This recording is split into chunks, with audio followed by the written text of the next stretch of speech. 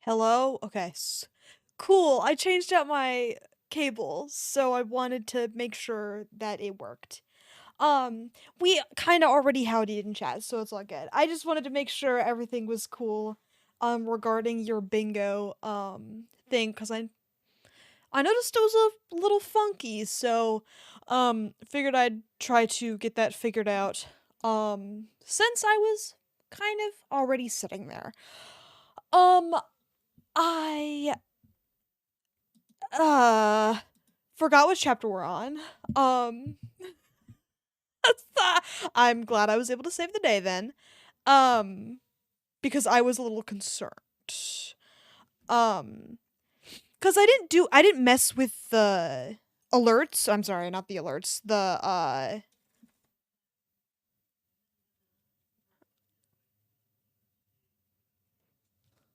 command. I didn't mess with the command at all. So, um, I don't know why it would have given you the reminder instead of the actual prompt. So I thought that was kind of funky. I have a confession to make. I don't remember what chapter we're on. I think I said 6 and 7 today, but I literally don't fucking remember. So I have to go check. Um nope, I'm on the And I should really like write myself a note or something, especially since I'm pretty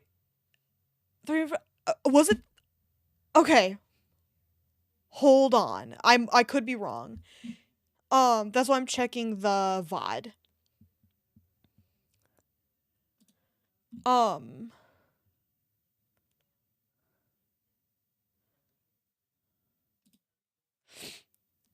because it really does take me hours to get through like chapters. Um I just don't remember. I think I got through the first 3 the first time.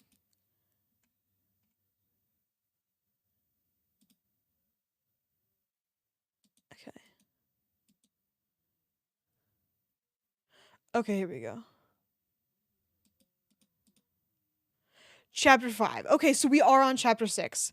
Chapter 5 took me, let's just say, a long time. Okay. We're on chapter 6. Don't let me forget to write down which chapter we're on because we're not going to be able to Fanfiction Friday next week. So it's going to be a couple weeks in between Fanfiction Fridays coming up here because we've got Con Mockery on Friday and then um instead of Bully Saturday it's going to be the year recap stream. I'm sorry I keep doing that to you. I'm They're just the most like cancelable streams, you know what I mean? They're little treats that I leave in the middle there. But yeah, sorry, but Colin, let's go. Um God, I don't even know anything about him. I'm just here for the bit. I love a good bit. Okay. Here we go. Gord Vendome's downward spiral. Chapter 6. And when I cringe, I will politely ask for a cringe. Yeah, you love your Colin Mockery. And that is so exciting for you. Also, loving the new cable. It it moves around so nicely, and my XLR thingy is in place and it doesn't move when I move my mic and the cable can go in the whole thing. Ah, oh, this is so exciting. And I've got room to spare so I can look at her go. What's that? I painted on it. Hi, baby cat. How are you? Good timing. I haven't started yet because I'm distracted. I have a wipe somewhere. Hold on. Love a good wipe. Okay. How are you? Okay. How is everyone in chat since I'm not reading yet?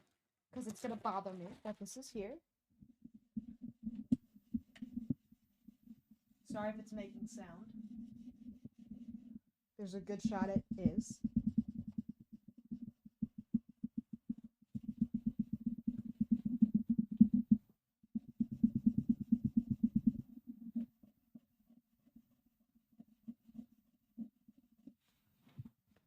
I think that's as good as I'm gonna get. What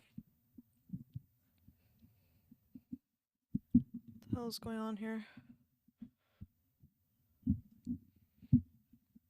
Whatever, okay. Goodbye. Just threw that on the ground, to be honest. And I did that one on purpose, so, okay.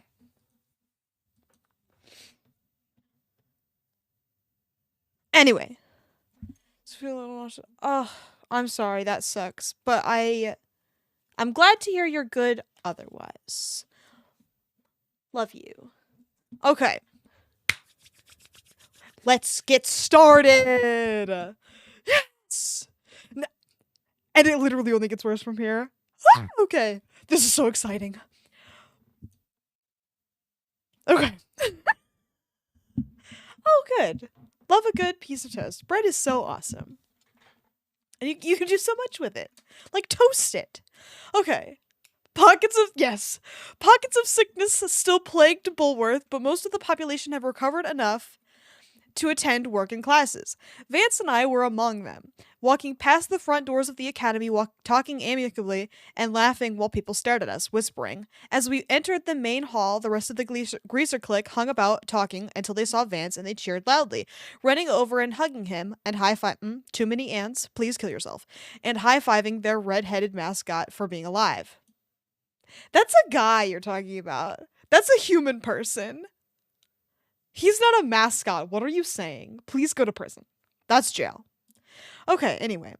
They looked worried when he suddenly stopped talking to cough into a handkerchief I gave him, but he gave them a smile and a dismissive wave. Did he just say yes? And apparently he was supposed to take like 6 months to get over it, but here we are anyway. Well, if it isn't the gutter rat, a familiar asshole said loftily, and I turned to see Darby Harrington, that pompous shit. Yeah, everyone... No, it's too late.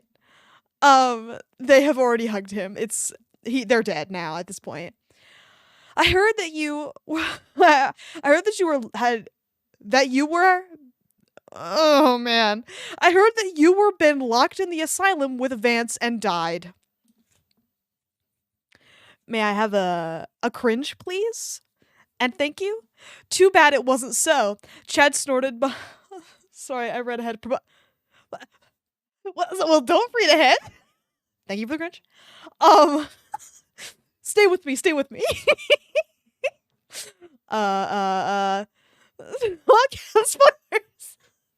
Okay, Chad snorted behind him and his other mates chuckled. Oddly enough, they, not Darby, weren't looking at me directly. Parker caught sight of my gaze and he turned away, not saying a word or laughing. What do you want, Darby? I sighed. If it's sympathy for the migrant workers that died working at your estate from the flu, then you'll have to go to a charity for that.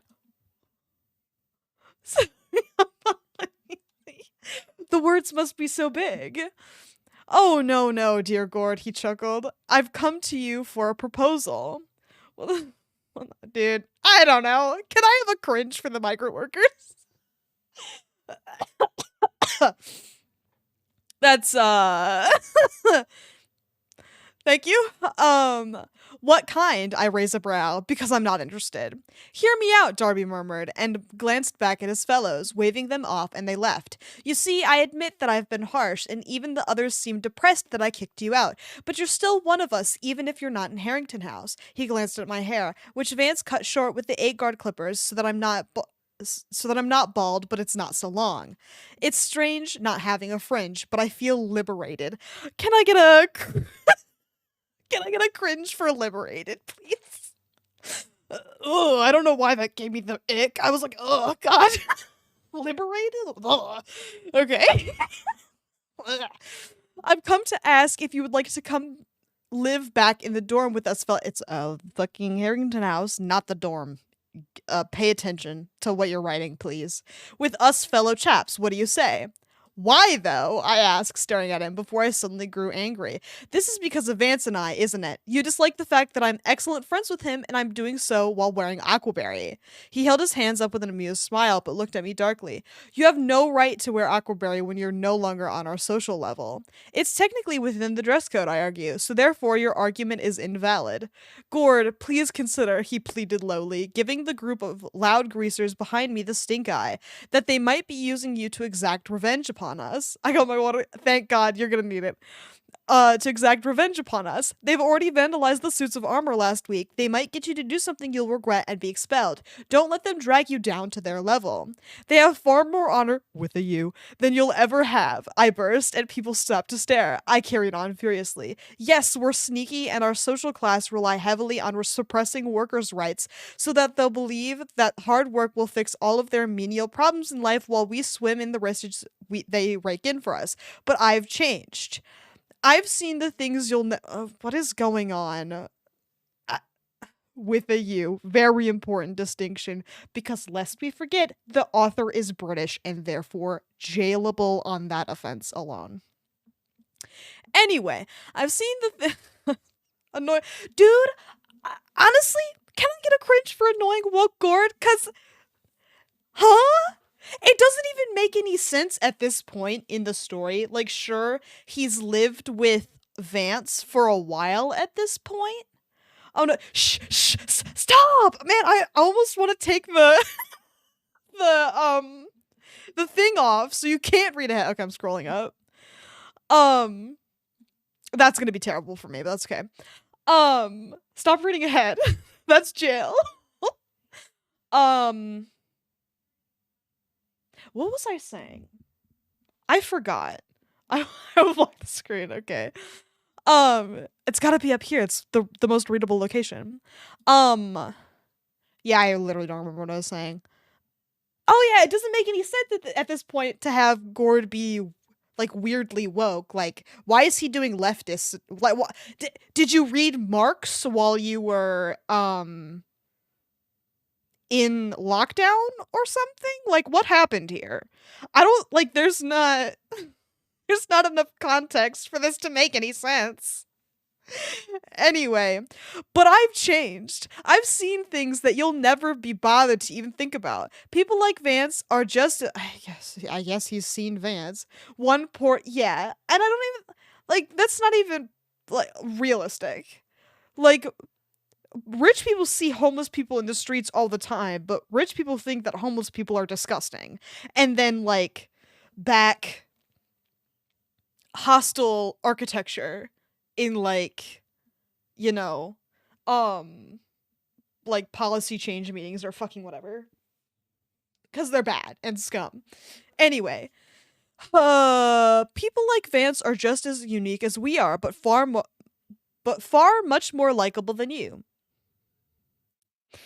They work for peanuts while you live off your back on your daddy's riches like okay, I was gonna let much but far much more likable than you slide, but then the next sentence was worse. So, can I get a cringe for bad grammar? Please and thank you. I splutter, but there's no going back. Like a welfare queen. Thank you for the cringe. We can include welfare queen in that one as well. Derby's eyes almost popped out of his skull as a deathly silence followed by very sharp gasps filled the main hall.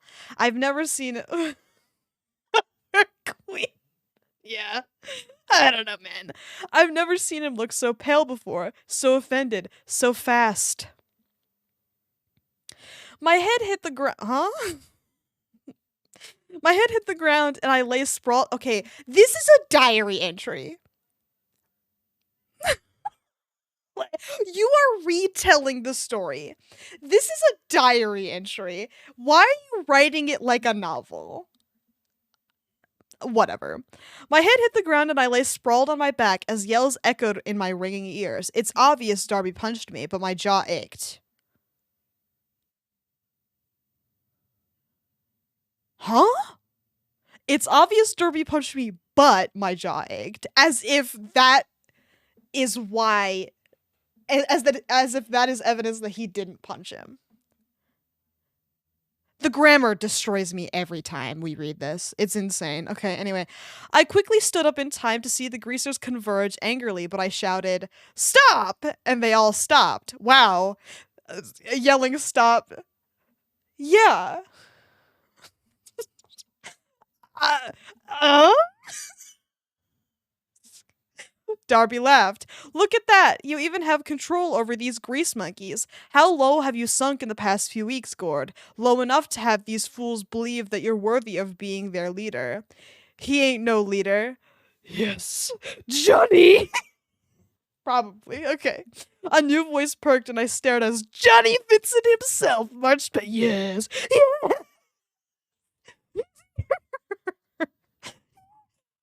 Marched past me, head held high. "He's one of us. He saved Vance's life. He could have ran away and left him, but he stayed. I think you should apologize to Gord and fuck off before I make you leave." A tense standoff grew. Darby stood no chance on his own as he glared at the greasers while their fingers hovered over the slingshots in their pockets and belts along with unlit firecrackers. Okay, I need a cringe for fucking that. That was terrible. He definitely wished that he didn't send off the others. I stepped closer to Darby, staring him down. "Hello." Wow. Snowflake. I like your badge. It's very neat. What is that? I'm not clicking that. I stepped closer to Darby, staring him down as yeah, Snowflake, it's so pretty. I stepped closer to Darby, staring him down as I feel a bruise forming on my jaw from where the uppercut struck me.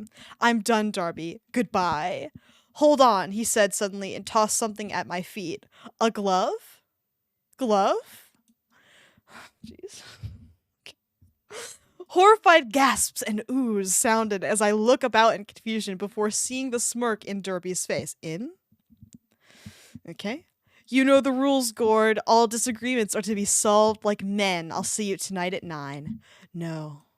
No way. Surely he's joking. Surely it's a sick joke. Vance held my shoulder in growing shock as Darby laughed, laughing. "You have to call it off," he hissed. "He'll kill you." Huh? Okay, but what's he doing? But I said nothing and broke away from him to attend class, with the knowledge that tonight at 9 I am to attend a fight in the hole against Darby, the school's second best boxer. Not second best. That's so funny. Who made this? Whatever. Okay. 7 Sky. The glove? Okay. When did the glove become a rule? I'm gonna need a cringe for the glove. I can't do it. It was really bad.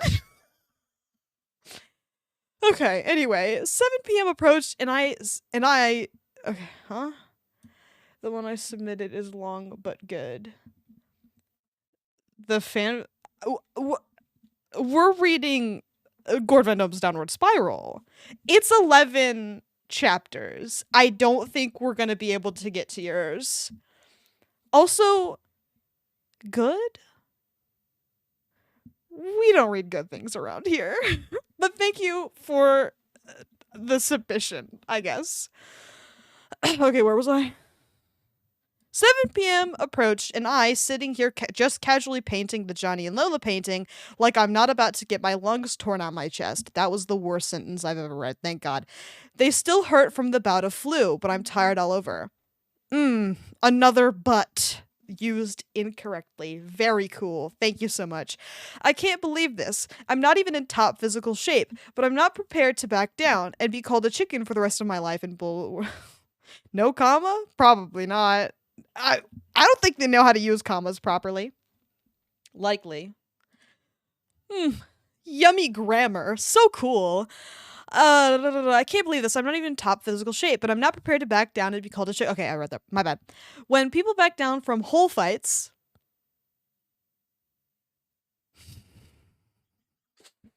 they they get hazed until they graduate, and I'm not prepared to carry that fate. Vance stormed into my room in panic, white in the face. Whole fights? I'm sorry, I love whole fights. Whole fights, whole fights. Okay, anyway. Whole capitalized fights, thank God. Gord, you have to call it off. You're still sick. He'll mop up the sewage with you. I have to go, I snap, and threw my paintbrush down, glaring at him. Can I get a cringe for threw my paintbrush down? I'm sorry, that's ridiculous. Don't you get it? If I probably the rest of the sentence too. Just we'll encapsulate this whole next bit. Don't you get it? If I back down, I'll be hazed for the rest of my school life as a cowardly chicken. Yeah. Darby is the coward for picking on you, he argued. Gord, you can't go. Haven't you heard a word I said? I shout and stood up. I will defend my honor by fighting. I'd rather lose than back out.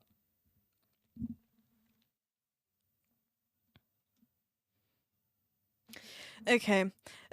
We're in high school. This does not need to be this deep.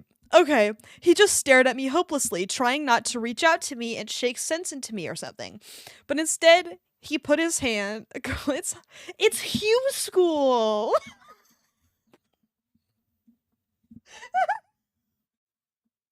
I love Hugh School. Hugh Grant School? Yeah. What are you doing here? I love Hugh School. That's one of your better typos, I think. That one's for the history books. Okay, anyway. He just stared at me hopelessly, trying not to reach out to me and shake sense into me or something. You're welcome. But instead, he put a hand in his backpack and tugged out something. Applepeas! I love Applepeas. I forgot. No, we love Applepeas. It's so good. Okay. And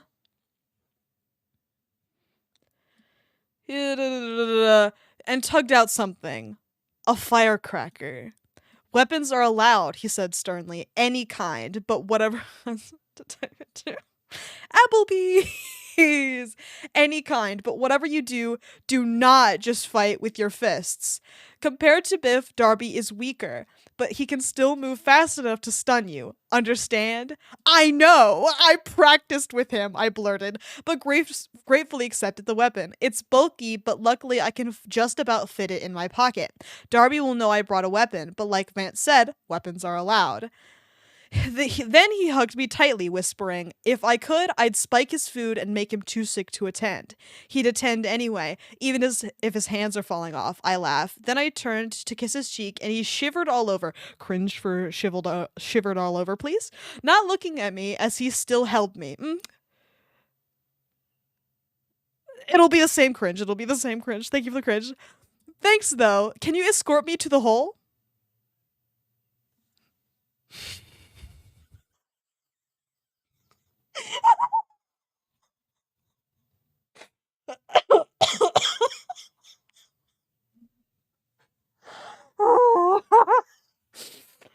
Oh man, I love the hole. It's so funny.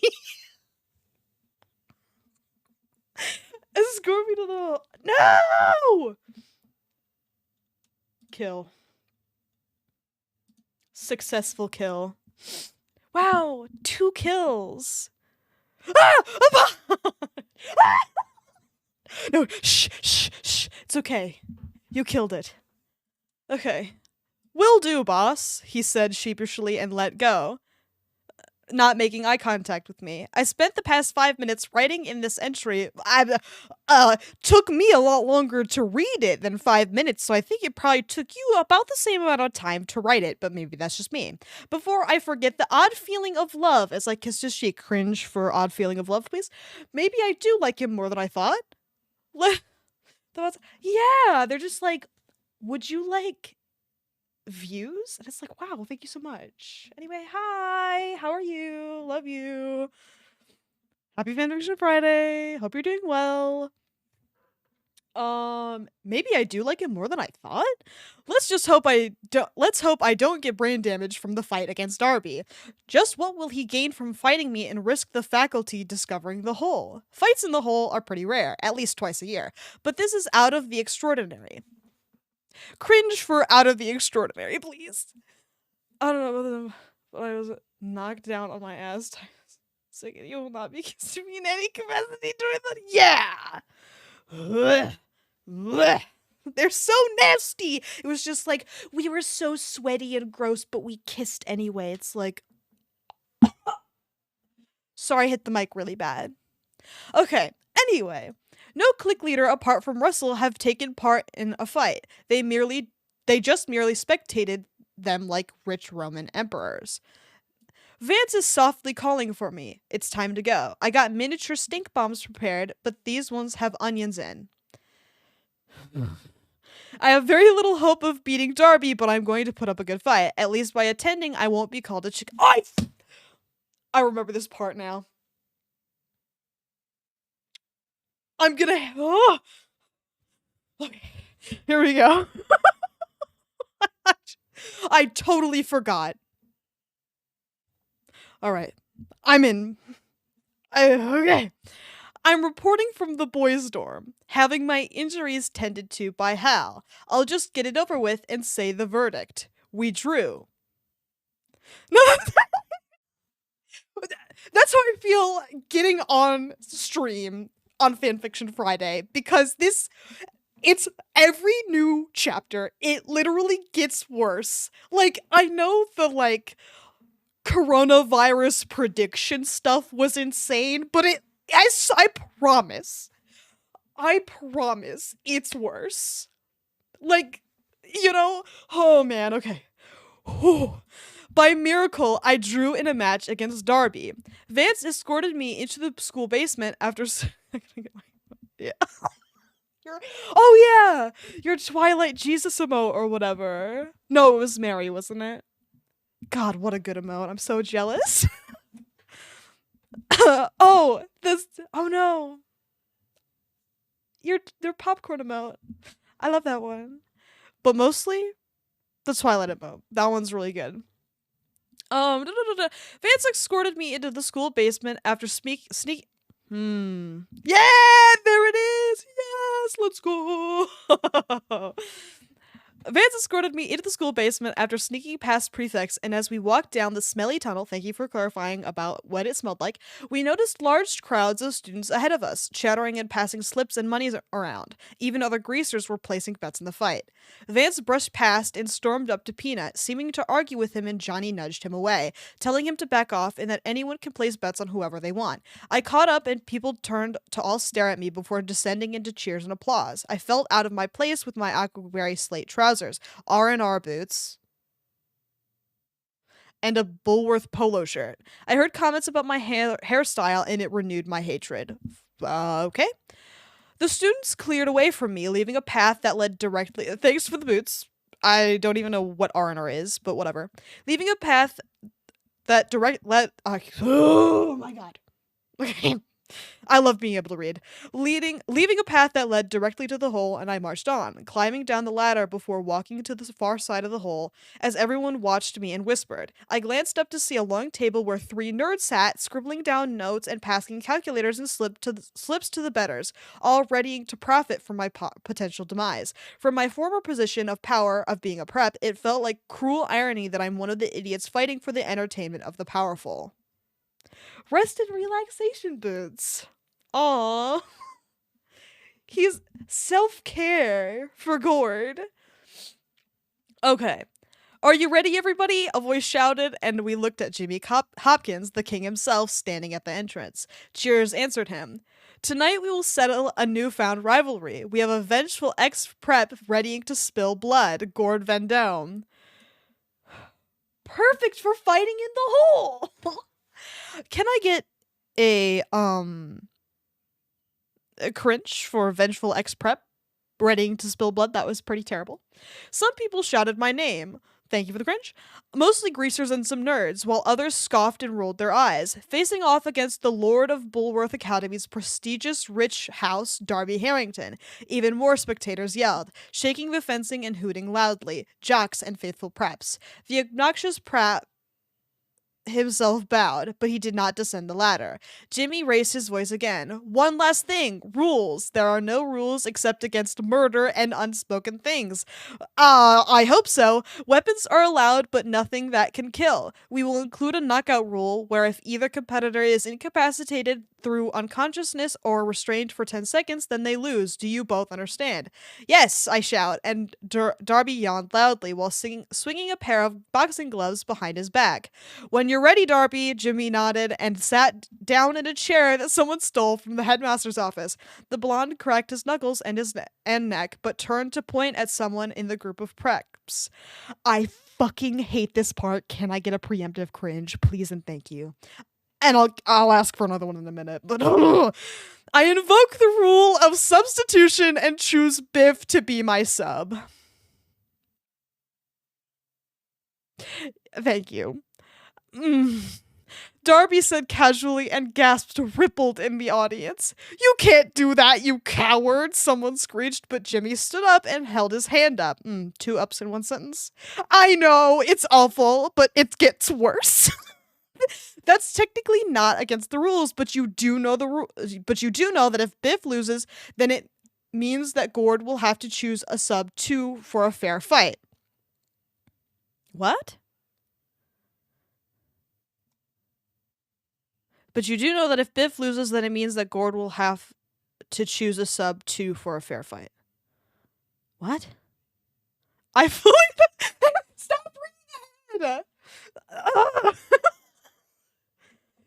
You're not allowed to see it anymore. You've lost your vision privileges. You're done. I fully understand, King. Darby.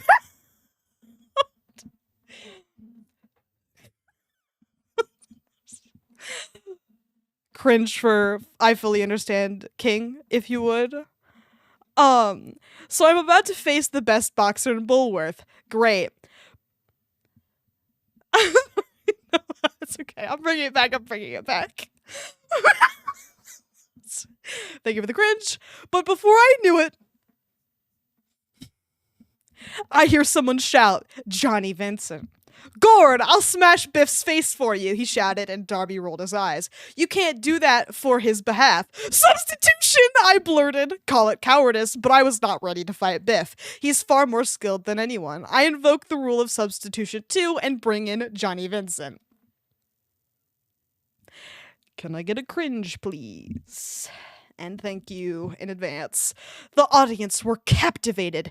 They watched in amazement as Johnny strolled past the groups, deliberately bumped his elbow into Darby's side, and leapt into the hole to stand by me, whispering quickly, "Hope you consider this payback for helping Vance."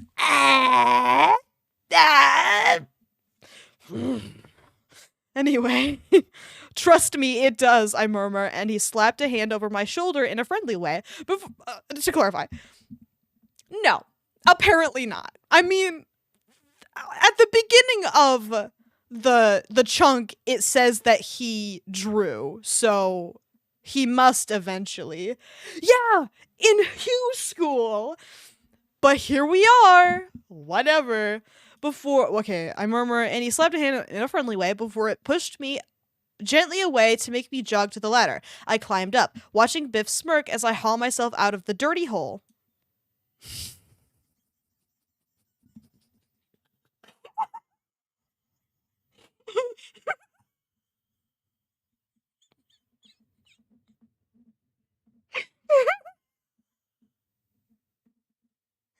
Oh man, I don't know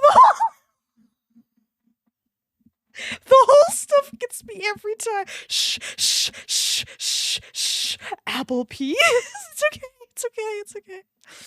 Okay, before retreating to the group of grease, I'm at the dirty hole. Yes. Oh my god. Anyway, who seemed to be murmuring last rites. Huh? and praying.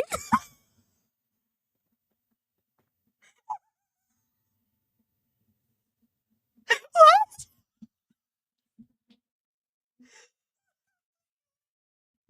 I'm gonna kill myself. I love last rites. God, that's so funny.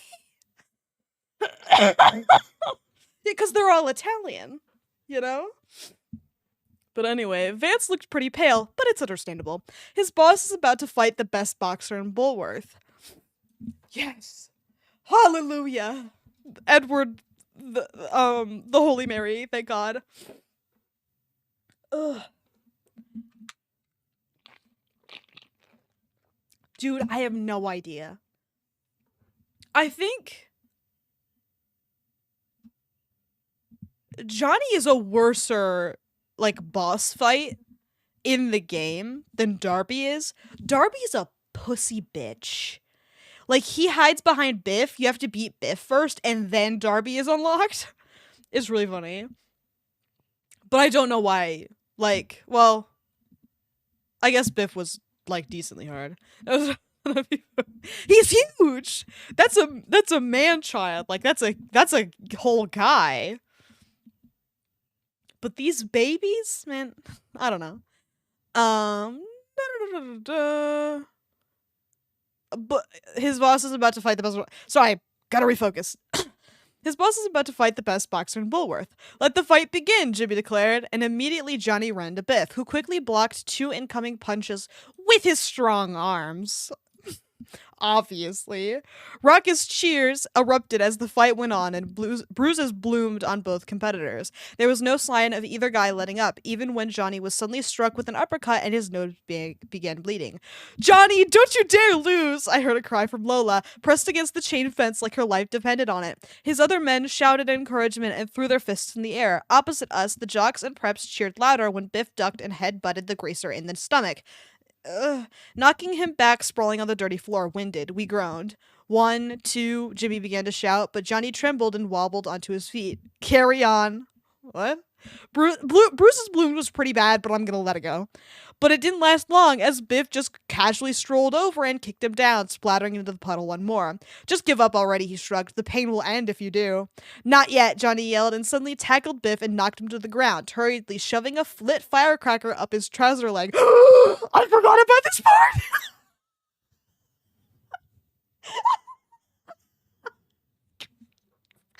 Okay, don't read ahead. Oh!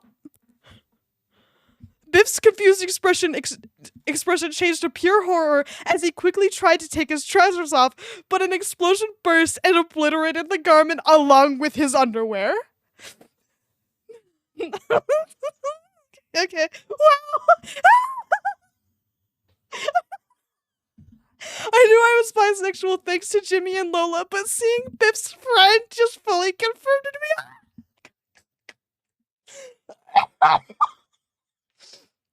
Good. Because, okay.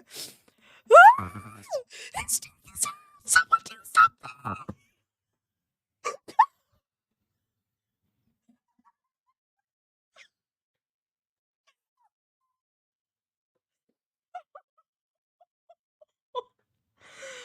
Oh my god. Okay. Cheers were replaced by hysterical laughter as Biff covered up, trying not to pass out. An uncomfortable cough sounded from the preps. Darby groaned, pressing his face into his hand as Biff turned to him, pleading. "Darby, throw me something!" "Get out!" Darby growled. Embarrassed, Biff climbed up the ladder with one hand as he cupped himself, and snickers were heard as he ran away down the tunnel and away from the fight. Luckily, his shoes are intact. I could have sworn I heard him cry out his girlfriend's name. "Darby, you can't hide," Johnny yelled, swaying slightly. He's got a particularly nasty lump on his forehead. It's a wonder he hasn't collapsed yet. But any more punches from someone healthy and it could mean the hospital. I felt I can't let that happen. "Johnny, I'm tagging you," I shouted and ran into the hole, taking his wrist to high-five his hand publicly. A stunned look passed his face, but then he snapped out of it when Jimmy clapped his hands in a affirmation? "No, I got this," he pleaded, but his eyes shut, and before I knew it, he fell onto me. Oh god, what a pussy bitch. Climbed the ladder with one. Yeah, personally, I am impressed. If I were to choose, public decency and ladder safety, I think I'd go ladder safety. Also, you're wearing a shirt. Take that off and put it around your waist. There you go. Dick covered. Crazy how that works. Anyway, with me barely holding him up and cries sounded from his group. A moment later, Peanut and Hal hauled him to his feet and carefully dragged him out of the arena, leaving the area immediately. Yeah, just take the shirt off. Like, and I'm like 99% sure Biff wears a long sleeve, so you're good to go. Like, to tie it around your waist, that is. So, it's fine. Or just like shimmy out of the arms and then pull it lower and then wear it around your waist instead. Like a skirt. Leaving the area immediately. Darby laughed as they disappeared and slipped on his boxing gloves. I suppose I better take over for that loss. Bring it on, Darby. You can't hide anymore, I shout. Watching Johnny fight to protect me, I've never felt so motivated to fight before. Like, why did we have to do that? Be honest. Why did we have to do the Johnny, like, replacement thing first? And then they're gonna fight anyway. Who wrote this? I'm not mad. I just want to talk. Like, I've got some questions. You know, like, what is this? Okay. Jimmy cried out for the match to start. They were gonna fight anyway. Yeah, that's, I don't know. Whatever. Just Excellent point. I forgot. His cock needed to be out there for the fic to be complete. My bad. Excuse me. Completely on me. My bad.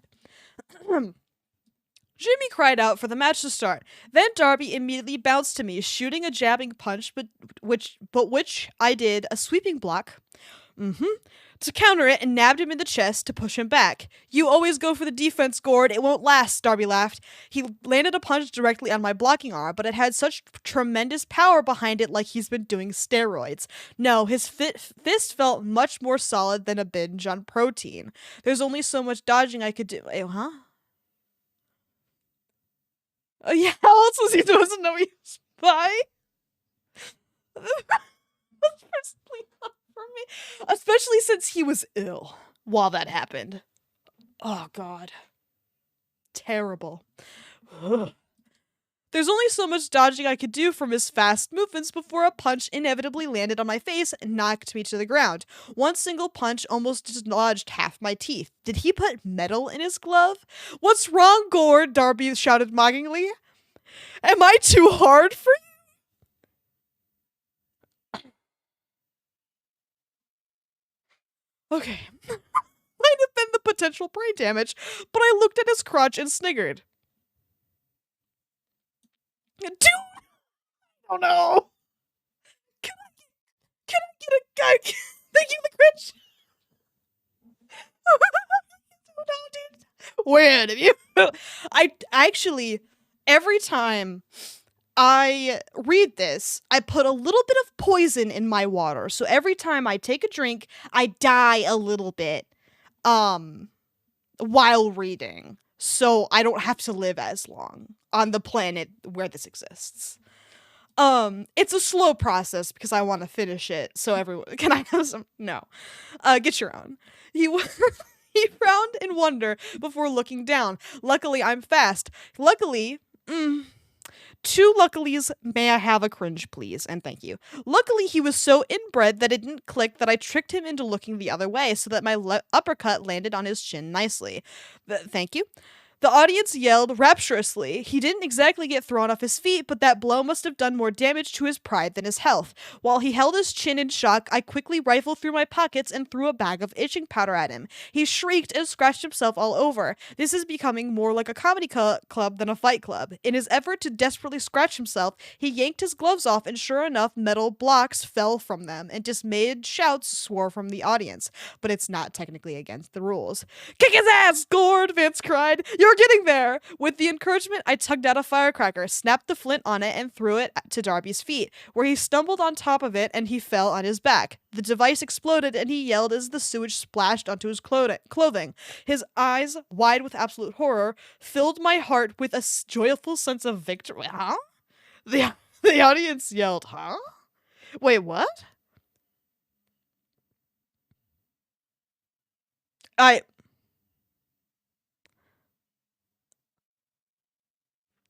Oh, that was so far back. I already forgot that it said that. I don't know. Uh, Around us, the audience were howling with laughter and cameras flashed.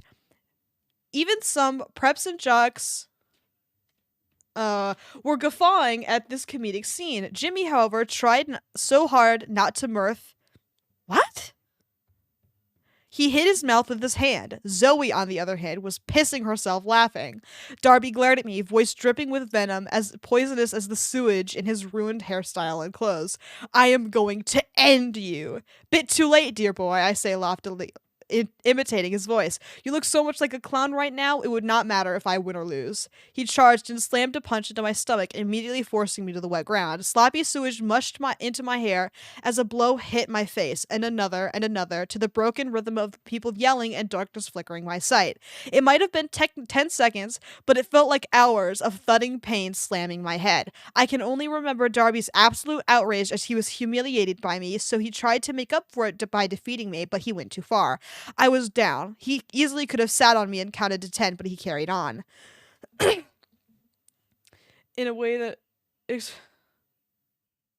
mirth?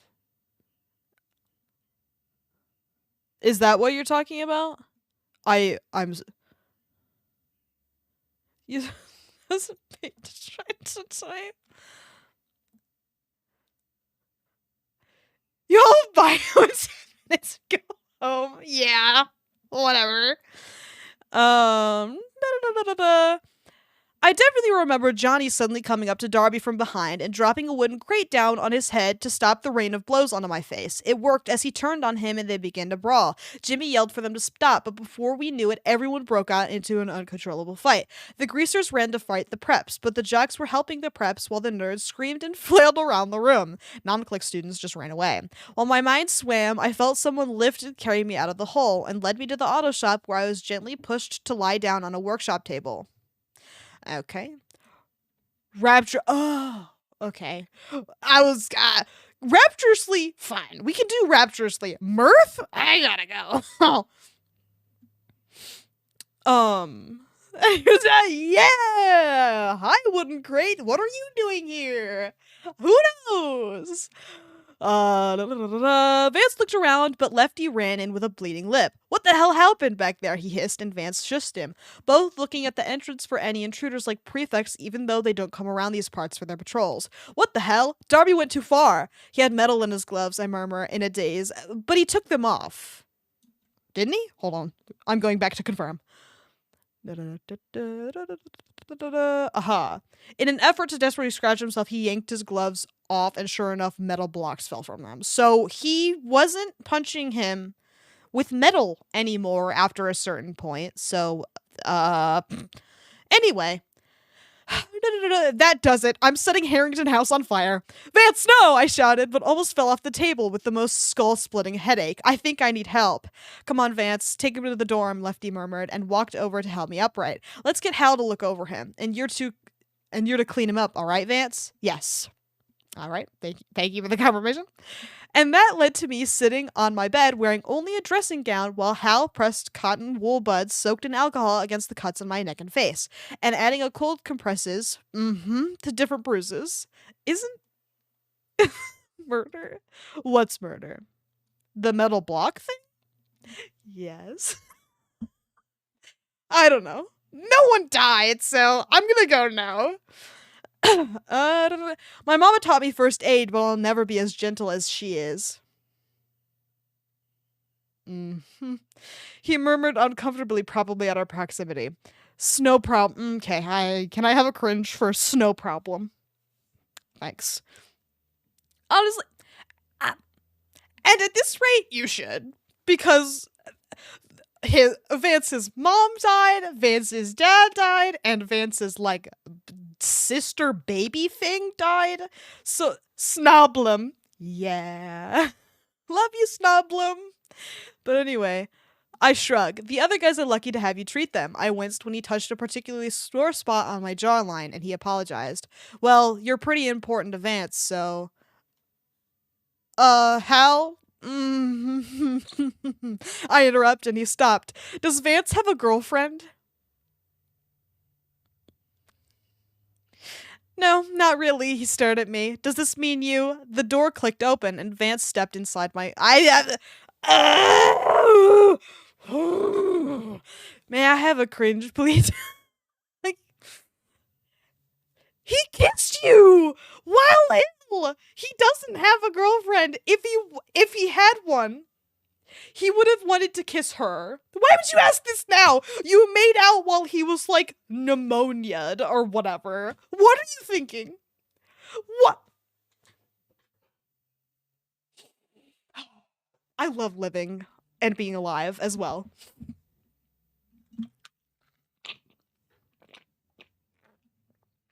Okay.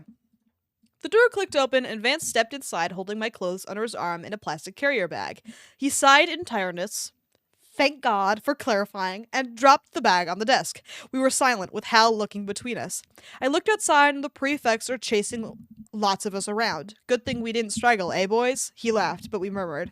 I better get going, Hal said suddenly, and winked before walking over to pat his shoulder.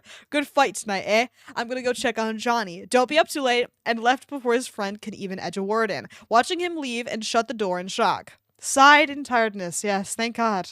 Wow, so good. Huh, he sure left. Thank you for the cringe. He sure left in a hurry, Vance muttered and looked at me. Your clothes are mostly clean, but it's going to take a while for them to dry up.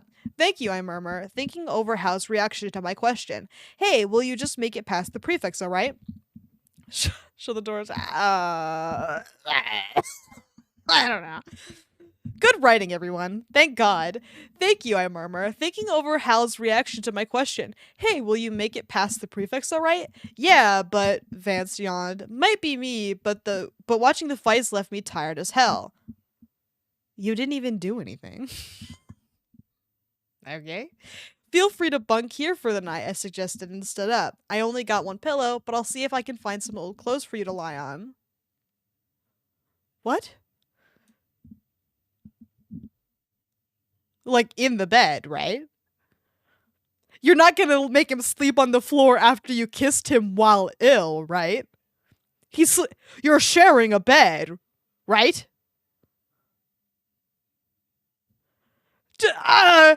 Oh my God. Okay. Okay, really? Thanks a lot, Gord. I should be thanking him. We've both done a lot for each other. I made a bed out of some sports and winter clothing. Oh my God! He's making him sleeping on the floor. May I have a cringe, please? I can't fucking believe this. Like, if you only had one happy 200th cringe, but like, if for a second I was like, maybe he's like getting like a you know, you fold a shirt and then he can have like a few shirts as a pillow, so then you can lie next to each other. One has a pillow, one has the clothes, and then so because like I can't sleep in a bed without a pillow. Like you know what I mean? But are you okay. Oh, that's ridiculous. Okay, anyway, and laid them on the floor neatly, stuffing a spare jacket inside another jacket to make a pillow. Vance kneeled past me to lie down experimentally and hummed. Yep, this is good, thanks. Well, I better get some rest, I said, mostly to myself as I laid down on the squeaky bed, shivering. Not even getting into my pajamas helped. Hey, Vance, isn't it cold down there? Yeah, I heard his teeth chatter. It's freezing cold outside. Why are you making him sleep on the floor? Okay. A weird idea popped in my head, possibly from concussion. Hey, how about you join me to share body heat? Should have started with that. Ridiculous. High school. Huge school. Eh? Through the darkness, the silhouette of Vance sat up quickly, looking at me. Share a bed with you? Why is this out of sorts? Makes perfect logical sense to me, considering you lived in the same house for like 3 weeks while ill and then you're basically married. What do you mean? Why are you confused? What is going on?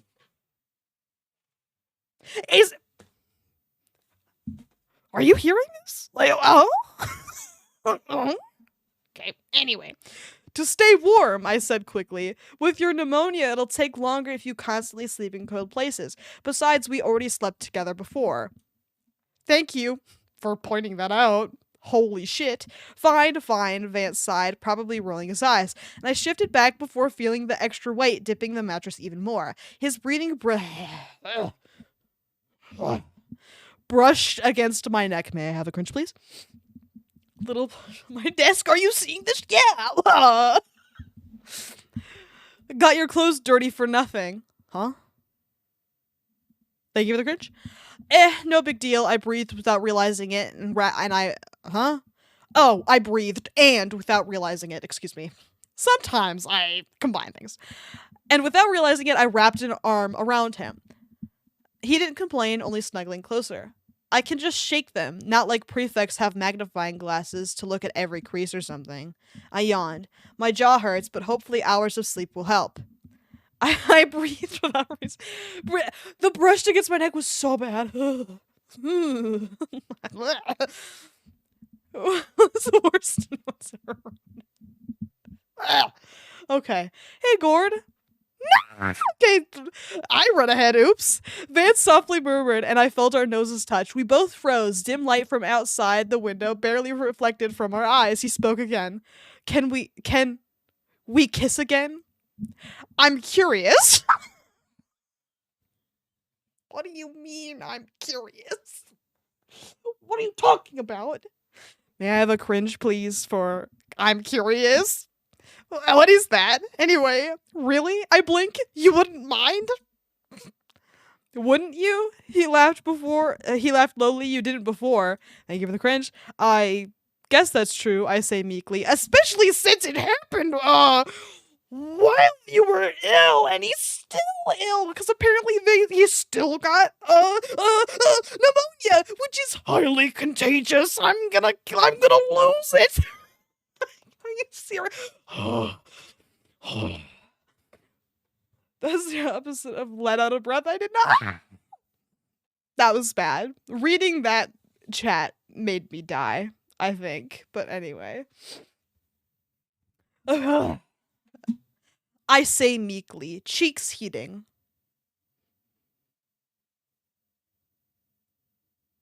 May I have a cringe for cheeks heating, please? When we said nothing, it's the we have it at home version. Let's out of breath. We have a let's out of breath. I didn't know I was holding at home. Thank you for the cringe. When we said nothing in the seconds after that, I decided to take the initiative and trailed my nose alongside his to guide me to his mouth, where I pecked him his lips, but at the same time, he moved and captured mine first, arm tightening around my Sorry, I hit the mic really bad. Ugh, that actually bothered the shit out of me. Keep your nose to yourself. Yeah, you're gonna snot all over me. What are you doing? Okay. Woo. Our lips just lingered together. Okay, our lips just lingered together until they relaxed and we remembered to breathe again. Somehow, this kiss is different from our last one since our lips aren't as chapped as before. They were softer.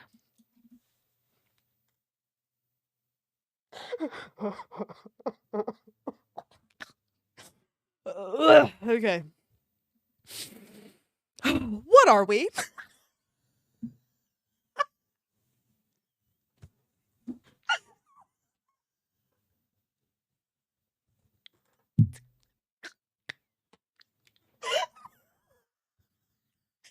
Shit.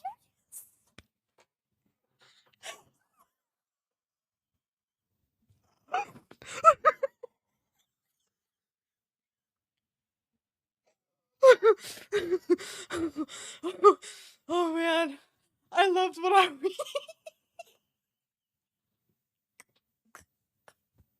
I'm gonna pass out. Oh my god. I don't know.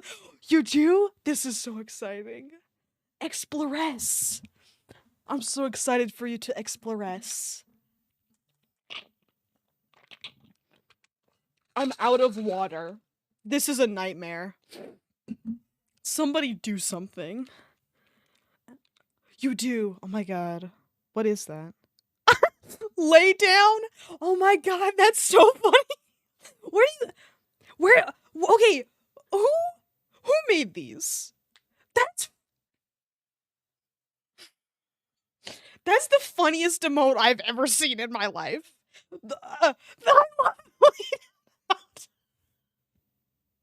gotta write these down. That's okay. I'm okay. I don't have enough subs for new emotes yet, but I want more slots. So bad. That's so funny. I love lay down. Fuck, that's so good. I gotta, okay.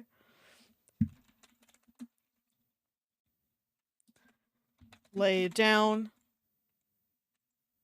Jesus emote. Alright.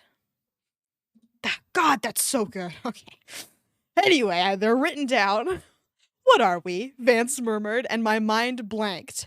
I'm not sure. He tried not to laugh. Sorry. What? I say in shock. Was it something I said? No, you goof, he grinned. What would you say if it was Jimmy asking you? I don't know, I exclaimed, mostly embarrassed. I'd have thought we were having a casual fling. Man, that guy is sluttier than Lola, Vance rolled his eyes. He's a good kisser, though. You kissed him too? I spluttered and he gawked at me. Too? He kissed you too? But we quickly got over our shock and dissolved into laughter. Great, isn't he? Vance's breath fluttered and his eyes shut. I think he's dating that Zoe chick now. Oh well, I quite enjoy kissing him. Me too, he murmured sleepily. What is happening? Casual? I think he was referring to Jimmy there. But anyway, we did, what's that one? A punch emote? I want a point emote. That would be good. Hugh School. Let me add point emote to my. Okay. Point is good. Okay. A point emote. Let's go. Man, this person has fucking everything. Their shit's good. Who made these? No, I have to add, turn off the notifications for the Discord server if you don't want your trophy race ruined. Right? We're brainstorming over here. Jeez. We chatted for a while, but with the knowledge that we both like each other enough to kiss, but not to confirm what we are relationship-wise. Okay. Yeah, that's fucking awesome. Like I might follow them on the basis of having a good emotes. Like that's too good. I am also take over cringes of cookie on my God-given stream. Not fall down. Oh no. I'm hoping that Vance will snap out of it and ravage me. Oh my god. Can I have a cringe for ravage me with kisses, please? And strip me down, but that could just be my mind playing up from the fight earlier. Thank you for the cringe. Perhaps I should see Dr. Shade to check me for a concussion. Thank you for reminding us that he is a character that comes back. Put that away already, Vance mumbled, referring to this diary. Better sleep. Smiley face. Okay, one more race. Can I have a cringe for better sleep? Smiley face, please. Because that... That's ridiculous. That's fucking stupid. Who did that? Who made this? Be honest. Okay. I have to refill my water bottle or I will die. So I'm gonna do that really quick. Thank you for the crunch. I will return shortly.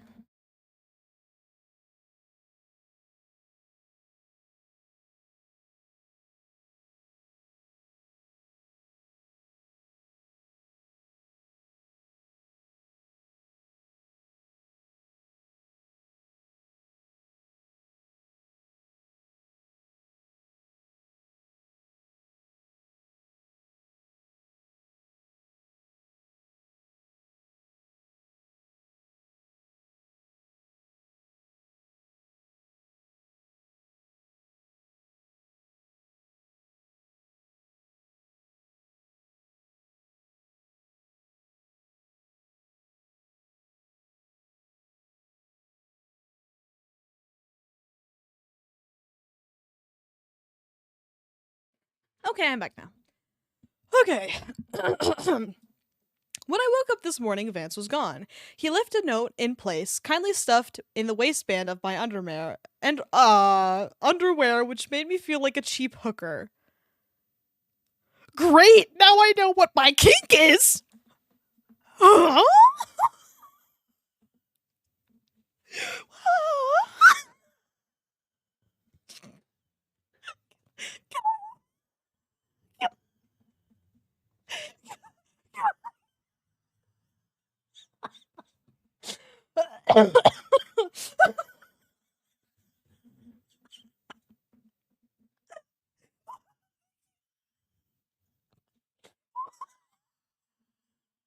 This chapter's awesome. This chapter's so good. Oh my god. Whew, okay. Hey, babe. Gotta run for the 5 a.m. newspaper delivery. See you in English later? Smiley face. Short and simple. Short and sweet. Vance is average height, but he's definitely sweet.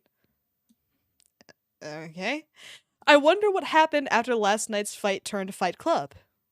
Oh shit, I overslept my alarm. Thank you for taking the time to write that into your diary. Goofball. Anyway, thank God I made it to geography on time, but at the cost of breakfast.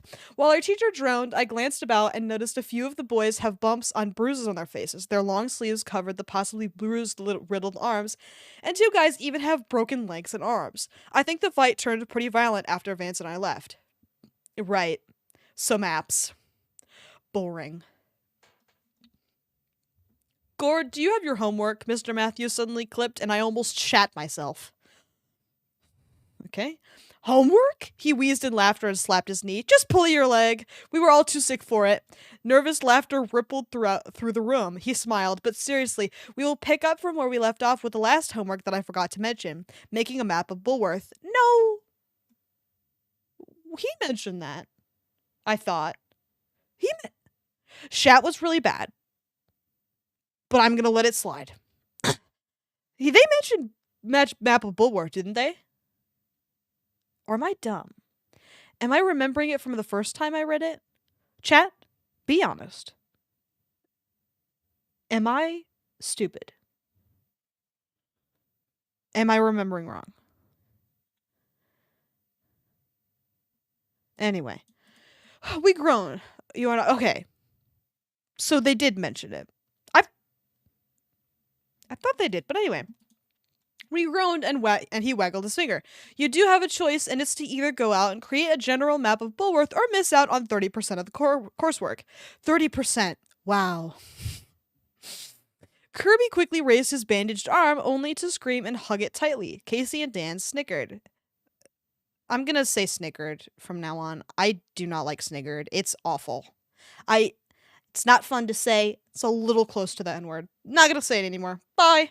Mr. Matthews, however, pointed his pen at him, saying, Yes, Olson? And do be careful with that arm. You wouldn't want to ruin your tendons permanently. 30%, he wheezed. But sir, my score is currently 40. If I don't make a map, I'll fail geography. Exactly, our balding teacher said cheerfully. So take this lesson to motivate yourself and get the best score possible. We all have limits, so go at your pace, although at your current pace you very much may fail. I'll do it, Kirby said, hurriedly paling. I watched him dip his head down, looking pale as his healthy left fist shook. I can hear him mutter, Mom's going to kill me if I fail. For a second, I felt jealous. I wish my mother was homicidal enough to even give me a phone call. What? Huh? Exactly what?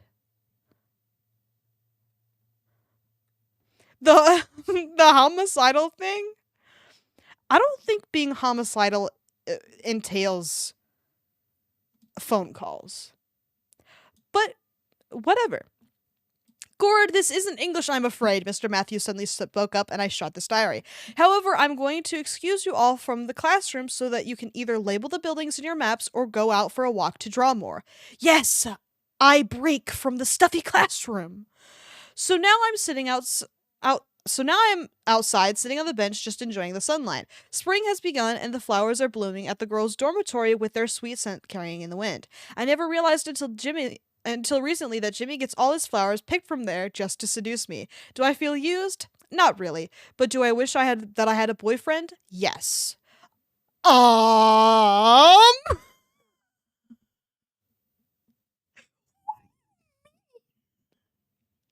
you have one? Huh? What are you saying? He's not whatever. But Vance, though, from us briefly living together during no, the earlier exactly. Oh, okay, that makes more sense. I brain go very fast while reading fan fiction. From us, there's also a lot happening, like every sentence. I from us briefly living together during the epidemic, he's a nice housemate who is huh?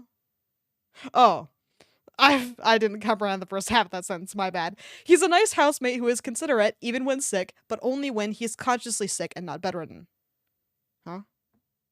What is he like when he's healthy? Does he throw big parties? Ugh, I just remembered that his parents died, so he's going to be alone. What? Plus, he won't be able to live in a 2-bedroom flat, and he has these small jobs that he does. Life is so messed up for him. What? Huh? What did that have to do with literally anything?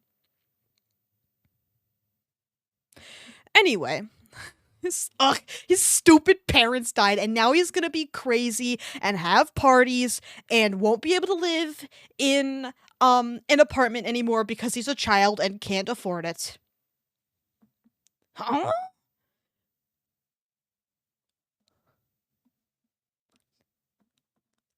Huh?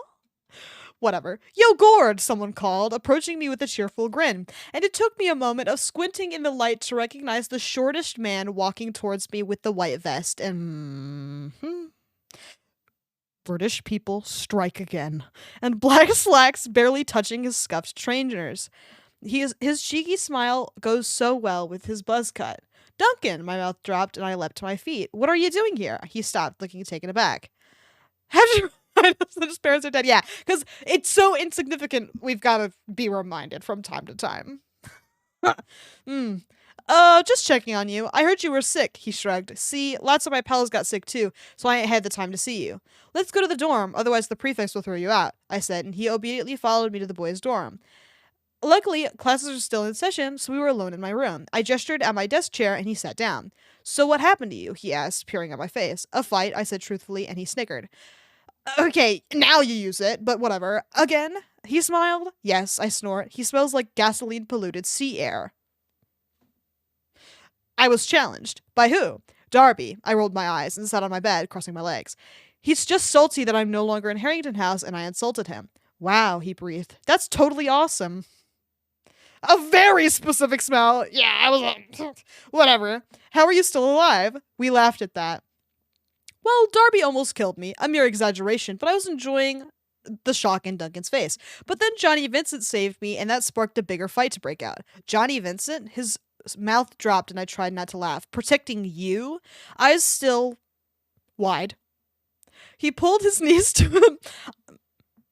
Can I get a cringe for the weird commas here? Please and thank you.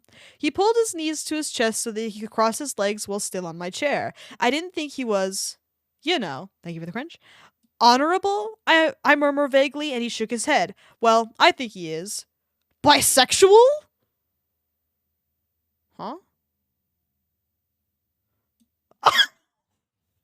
Hi, Scott. You haven't been here for Fanfiction Friday yet, have you? This is so exciting. Thank you for the resub. So good to have you. Let's get you caught up. We are on chapter, I believe, 6 of Gord Vendome's Downward Spiral. A bully fanfiction, doesn't matter who wrote it. It's bad. So far, love a good recap. So far, we have what happened in chapter 1. I don't even remember at this point. It's been like 4 weeks since we started this. But, oh yeah, I remember. Gord, the main character, his father was convicted, or, I'm sorry, not convicted, not yet. Well, he is on trial for fraud in his company. I believe he's a lawyer in this. Doesn't really matter. But he's, you know, on trial, or he's been arrested for fraud. This then causes Gord. Okay, Gord's a rich boy. So his peers are also rich. His peers kick him out, and like he gets his hair shaved off, and then one of his enemies in a different clique, the Greasers, classic, comes to his aid and almost suicide bombs the jocks who were bullying Gord on the prep's behalf. So that happens. We move on. Gord and Vance hang out for a while, and we discover. Dude, so did I. But luckily I remembered. So for the recap, we discover that Vance's mom died a week ago. Not at this point in the fic, but when we find out Vance's mom has died a week prior. She was murdered by her abusive husband, Vance's father. Vance's father is in jail. He is, I believe, in this 16 or 17, doesn't really matter. He is in high school. He is now living on his own in a 2-bedroom apartment which he cannot afford. All right. Very good. I think Vance and Gord get into some goofy fight. Like, Vance invited Gord to sit with them at lunch, and so he goes over, sits with them at lunch, and then I think Vance walked away for a second and was like, and Gord was like, the painting? I forgot about the painting. I'll get there in a second. Actually, the painting did come first, didn't it? So, okay, in art class, Gord paints Vance. Doesn't really matter, but word is spread. Vance finds out about the painting, is like, can I see it? Gord shows him the painting, and then asks Gord to paint Lola and Johnny, the leaders of Vance's clique group thing. He asks Gord to paint those two naked and together. Classic high school thing to do, for $50. Gord is like, sure, I am not getting any money from my parents anymore because of the court case trial thing that's going on. I am poor now. Also, Vance bought him an Aquaberry beanie, which is basically the in-universe Gucci, and apparently it was like $60. Realistically, pretty cheap for a Gucci beanie, but whatever. Because his hair got shaved during that initial battle. Very big part. If you're lucky, I will show you the fan art from the beginning of the fic. It's very bad. The fight. Okay, no. Not the fight. The painting. So they ask for the painting. So Gord is good friends with the Greasers at this point, the opposing clique to the Preps, which is the one he's from, but he's been kicked out because of his father being a part of the court trial thing, right? So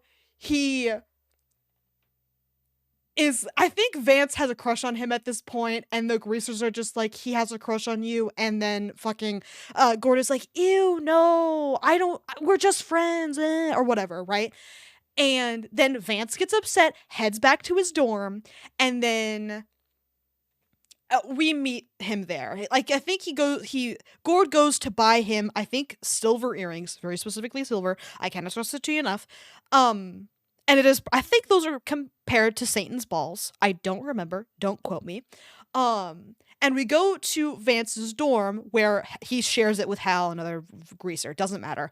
So we find out in this, thank you. In this interaction, Vance is like laying in bed crying, and at first you think it's because of the fight that they had earlier. It's not. It's actually because Vance's father, who was convicted, so he is in I think, an insane asylum at this point, right? He is in an insane asylum. He pulls out a gun and kills himself right in front of Vance. So Vance is crying about his dead father. So he's got two dead parents. Dead mother, murdered by his father. Dead father, murdered by his father. I feel like I really want to use. No, it's all real. I swear to God. So there's that. You can't have a book without dead parents. Interestingly enough, it's the side character with dead parents, but don't worry, I'm not done. So we discover that Vance is ill. So because Gord is poor, he uses, I believe, a ruby ring to pay off the doctor, Dr. Shade. Interesting, very evil sounding name. That will be relevant later. Not yet. It hasn't shown up yet, but it will be relevant later, I promise. So, anyway, the doctor is paid off. We find out that Vance has pneumonia. And the little girl who he has been babysitting, we had no idea that he was babysitting a little girl at any point, has died. The little girl is dead. Haven't met her. No, I'm getting there. The little girl is dead. I also almost kind of had pneumonia once, but it's not cool. It's hard to explain the almost kind of pneumonia thing, but I talked about it last time when the pneumonia was relevant. Almost killed me, as pneumonia tends to do, but that will become relevant momentarily. So the baby is murdered. Not murdered, obviously. It gets sick, and then she dies, and then Vance is sad, and also sick, and then, so he, I think, calls Dr. Shade again, and is like, hey, pneumonia, can I get some drugs for that? And Dr. Shade is like, yes, what if I not, I know, terrible. Kind of lame, in fact. So that all happens, and then we find out that Gord has the flu. And the flu, not just Gord has it, it's an epidemic within the town that everyone has the flu. And everyone is wearing masks, and everyone is, like, school is closed, everyone is sick, blah, blah, blah. Stop me if this sounds familiar. Exactly. But let me tell you when this fanfiction was written. 2018. Suspicious. So I think this fanfiction caused coronavirus, but that's just my theory. A game theory. A premonition or a cause. Depends on who you ask. But that all happens. And so Gord and Vance decide to shack up together, again, in the 2-bedroom apartment that Vance cannot, an omen. Yeah. In the 2-bedroom apartment that Vance cannot afford by himself, as a baby, as a child, because he is a minor. He is a minor and divergent, and neurodivergent at this point. And they share this place, right? Together. In the same, right? So Gord has the flu. Vance has pneumonia. They share a bed. And then Vance is like, can we kiss? And Gord is like, yes, sure. And then they kiss. One with pneumonia and the other with the flu. Both highly contagious diseases.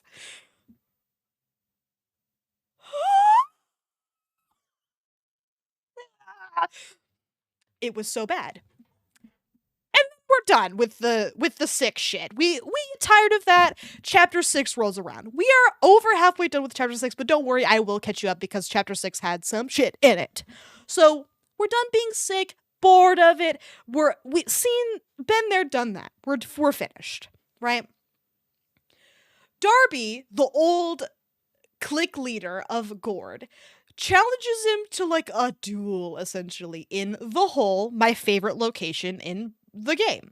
Love you, the dirty hole. So cool. So we are challenged, and then Darby is like, I actually don't want to fight. I'm gonna have my friend Biff fight for me. And then Gord is like, oh no, the best boxer in school. And then Johnny is like, Johnny, the leader of the Greasers, who hasn't existed in this fan fiction except for the naked painting and like maybe a line or two, but I don't really remember him talking at all. But he exists now, and he decides to fight for Gord, and Gord is like, yes, we're gonna have him fight for me. And then he blows Biff's pants off, literally. His dick is out. He leaves the hole, and then his dick is out. And then Johnny is almost like passed out, so Gord tags himself in, and then Darby starts Darby starts fighting again,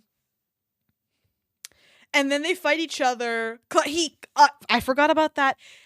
Biff does climb out of the hole one-handed, so like up a ladder one-handed, because he's got to hold his dick to make sure that he's not indecent, even though we did see his friend for several seconds, canonically. So Gord ends up fighting Darby anyway, and Darby puts metal in his boxing gloves, but takes the boxing gloves off and then like beats the shit out of Gord after he like humiliates him or whatever. So that happens, and then, Gord is saved by Vance, like he's pulled out of the hole. Actually, I'm sorry, he's saved by Johnny, but that's irrelevant. So he's pulled out of the hole, taken to the auto shop, healed, and I think they go back to Gord's dorm room, where he proposes Vance, who he kissed on the mouth when he had pneumonia, sleep on the floor. That was psychotic. But he changes his mind, he sleeps in the bed, and then I think we're caught up. Yes, we are caught up. All right. In the cold as well, with a lingering pneumonia. All right. We're all on board. We're good to go. We're continuing on. I forgot. Duncan, is a tertiary character, that Gord is supposed to be, like, vaguely interested in, like, romantically. They went on a date at the carnival, but Vance was there, so it wasn't a date. And then Vance left, and then Gord and Duncan kissed, and then Vance saw and got upset and then left. But then all the sick stuff happened after that. If there's a third act breakup, no, I promise there's not. Or is there? I don't remember. Maybe I won't go making claims if I can't keep my promise. But anyway, Duncan is back post the pandemic thing we did with the flu. And now we're hanging out in Gord's dorm room. All right. We're back. Honorable, I murmur vaguely, and he shook his head. Well, I think he is. Bisexual? He blurted. He is kinda hot, and his ass looks really nice in those tight... No, I interrupt before the poisonous thought can infect me. He has helped me because I helped Vance get a doctor. Vance has pneumonia. Shit, Duncan uttered in shock. It ain't long ago that someone's baby died of that. No one can afford a doctor in the New Coventry area. Did you really get a doctor out, not just a quack one? An honest-to-God doctor, yes. I huff. I saw the clinic when I went by one time and remembered the number. I paid him. Even though you're poor? I am not poor, I sighed heavily, but there's truth to that. Not poor, but not as well off. You're a pretty generous guy. I'm surprised, he suddenly commented. Why? I mean, I see it in movies and newspapers. Rich, good-looking guys are always seen with different women hanging off their arms, and barely any of them can spare a measly dime for people like me, but you're different. I've only done it with Vance because he's done so much to me, I explained. It's only natural. I would never give to the poors unless they were nice to me first, so... Duncan scoffed. If you have the money, yeah. Is he going to pay you back? He better not, I say warningly. because he already did enough for me. Throughout this conversation, my mind keeps flickering to the memory of us kissing at the carnival. I think the look in his thoughtful eyes reflected the same feeling I'm having, except this time we're truly alone in my room. He is a great guy, I murmur out loud. And poor people? Oh, gross. I murmur out loud, and his expression briefly grimaced before quickly smiling the fakest bright smile I've ever seen. Why don't you ask him out? Seriously, I groan. Just because I helped him doesn't mean I want to be in his pants. What about me? He said. So he suddenly said, pointing to himself. I'm single, well apart from whatever Jimmy is around in the mood for movie dates. As as he, you know. A lot has happened already, but we've got to keep pushing. Jimmy, I blurt. My face grew hot. Is anyone safe from him in Bulworth? I even saw him being kissed by an elderly lady once. It was not fun explaining to the police officers why I decked her on the head out of a jealous rage. Gord, that's an old lady. What are you doing?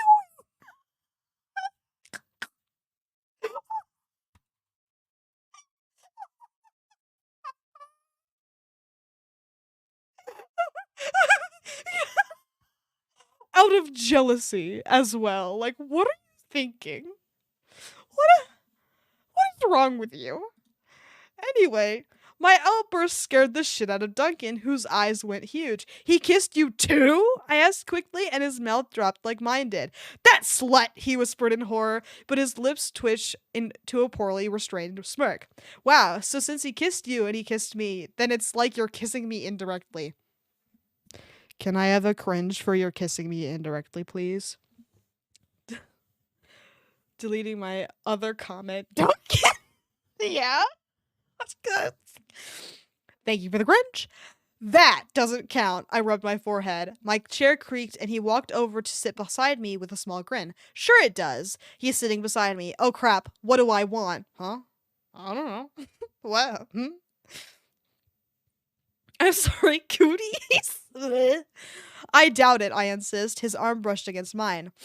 I like how you got your hair done, he suddenly said randomly. Slowly raising his hand to rest on the back of my head, running his fingers through my hair. You done a pretty neat job. A friend did it for me, I said lowly. Before I knew it, our faces are close again. He took the initiative to close his eyes first and kissed me. I wish I didn't think of Vance when his other hand snaked around my waist. I wish I didn't think of Vance's breathing as Duncan parted his lips against mine. Breathing? Did Duncan think Johnny subbed in? I don't know what was going on there. The bisexual comment made no sense to me. Like, was he talking about Johnny or Darby? I don't know. Oh, I guess it was Johnny.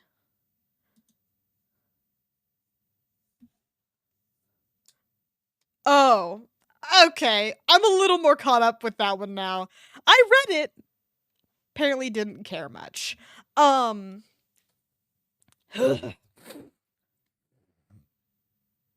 my god. Reading is hard, to be honest. Okay.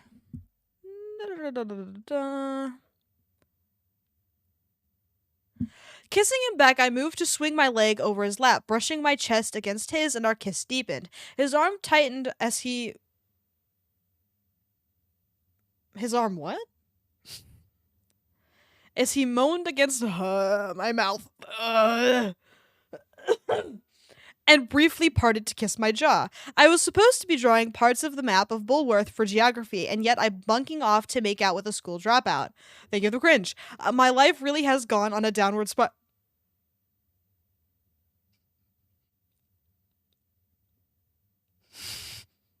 Hey, the title! Yeah! On a downward spiral, but fuck it. It felt so good to reach second base. Huh?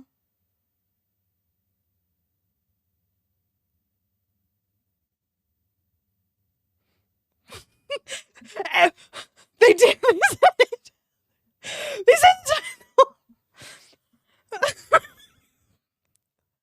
Apparently we're having sex right now. Someone stop them.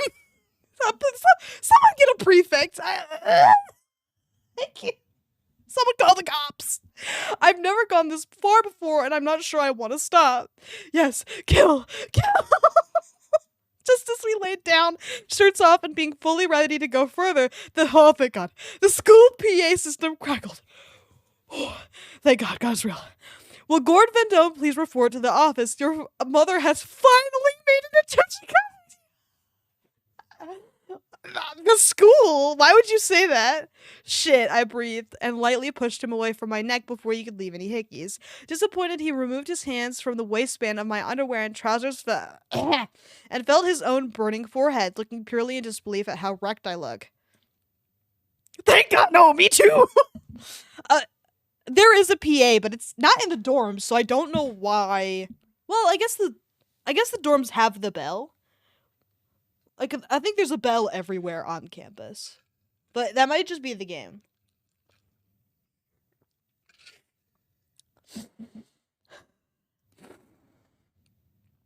Okay.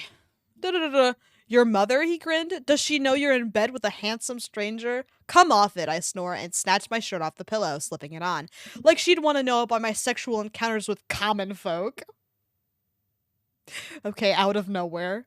Can't get enough of that, though, huh? He taunted and elbowed me gently. I slipped out of bed, stepping into my trainers. He copped a feel from my butt as I tied my shoelaces. Thank you for the cringe.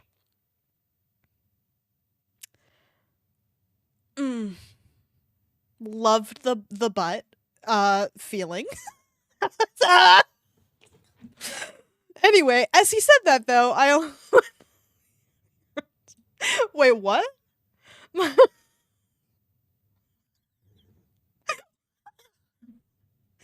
apology? I don't remember.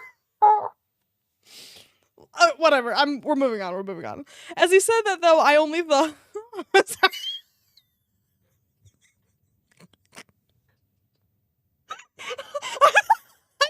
Wrong. What do you want me to do? Move on? I gotta apologize. Anyway, as he said that, though, I only thought of Vince's soft smile. God damn it, why can't I just be happy with one person? I don't know. You're a slut. I don't know what you want me to do about it. Please get it together. It's bad enough that I am attracted to girls, and it's easier to get over them, but with guys, I just can't seem to ignore, or... I don't know how to explain it. I like Vance and Duncan. I like Vance because in spite of his vanity with his hair, I swear he should marry it, he is a kind person deep down. Even though we've literally never, ever in the fucking, 40K we've read so far, Vance has ever shown himself to be vain, but, whatever. It's showed by how he talks about his mother, who is dead. And I like Duncan because... he's a good kisser. I'm sitting in the reception area now, waiting for Miss Danvers to stop grinding her teeth and apparently listening to my mother on the phone. She can't really say anything bad to her because she is in the same wine-tasting society as my mother, but then suddenly she snapped. This may be Bullworth, but I am not about to permit a student to leave the premises in the car without proper assurance that it belongs to the family or guardian. What is she? Oh my God. Oh, it's fucking getting good, ladies and gentlemen. Wow! You thought it was good before? No, we're getting the good shit.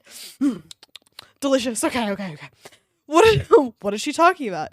Yes, I get it. Ugh, she rolled her eyes. Fine.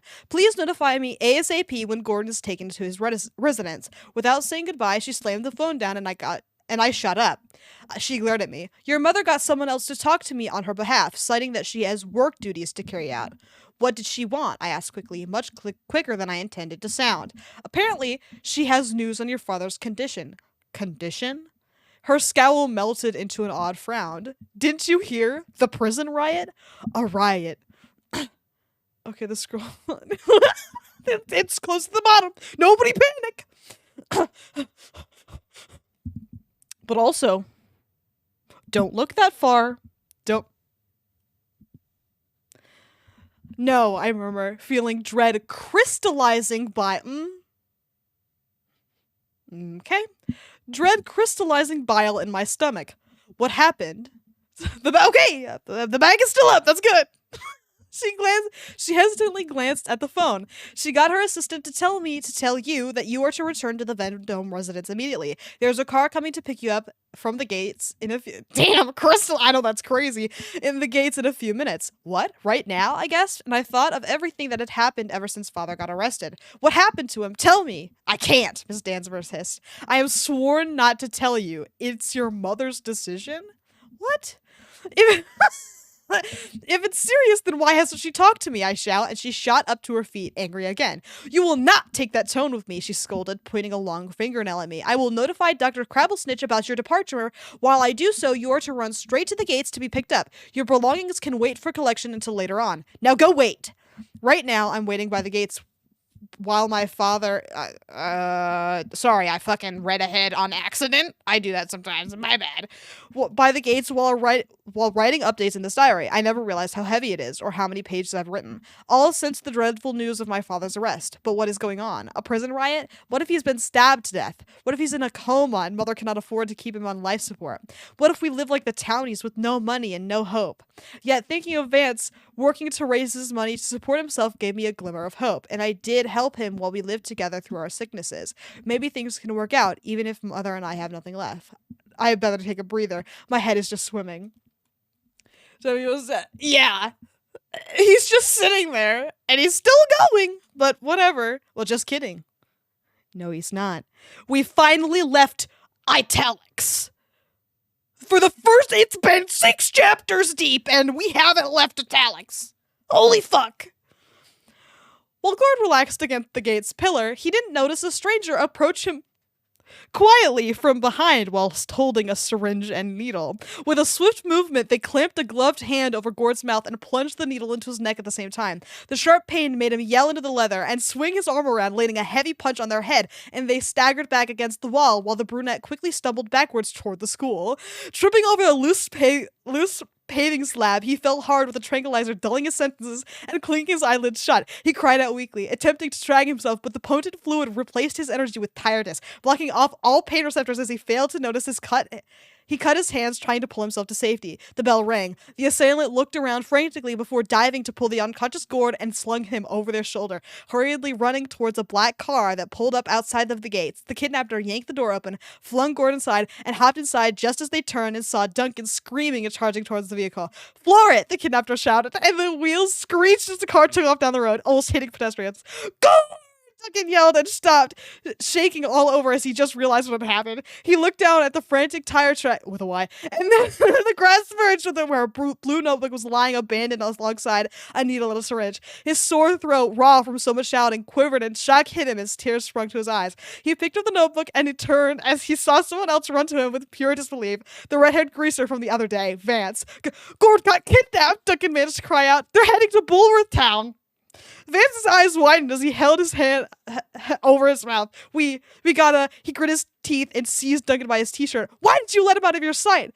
I didn't get him kidnapped, he protested. It happened so fast. I saw Gord on the ground trying to get away, but that bastard picked him up. I was just leaving the door and he just ignoring Duncan's cries, Vance paced, breathing growing more erratic until he saw an envelope on the ground close to the tire tracks. Looking at each other, they quickly picked it up and opened the printed letter inside, reading it in horror. They glanced at each other in realization that Gord is in mortal danger as Bulworth Academy students cheerfully filtered from the buildings and went about their daily lives, blissfully unaware of a horrific crime that's literally just committed on home soil.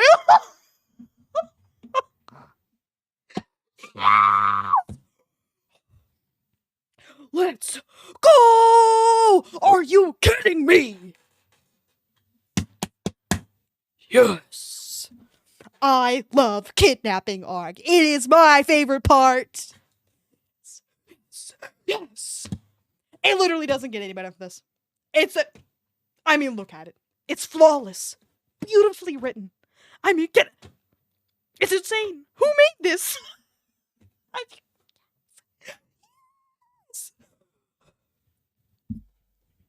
Let's fucking go. Okay, anyway, next chapter. After I recover, holy shit. Okay.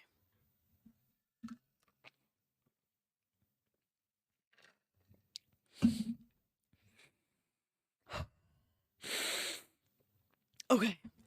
Chapter 7. Let's go! The carnival is alive as usual under the evening sky, but Vance glanced around, feeling the weight of the choker in his pocket as he waited by the freak show building. It's almost 6 o'clock. Young kids chased each other while teenagers hung out in groups laughing and chatting as adults gave them the stink eye for simply being from the academy. Of all the energy charging the air, Vance's was the most nervous. He inhaled before checking his watch to see that he is seconds away from the designated time. Didn't the kidnapper say something about creating a diversion? Boom! A mild earthquake rocked the ground, and people screamed as flames engulfed the loading station of the Ferris wheel. All the atmospheric energy burst and ignited into panic, and carnival goers began to stampede to get away from what sounded like an explosion while others stood terrified. Fairground folk quickly ran over to look at what was going on. Stunned, Vance quickly snapped into action as he realized that this was the diversion that the kidnapper talked about, and looked about one last time before dropping the diamond choker under the wooden step. I feel like you could have just done that without blowing anything up. Dude. Yes.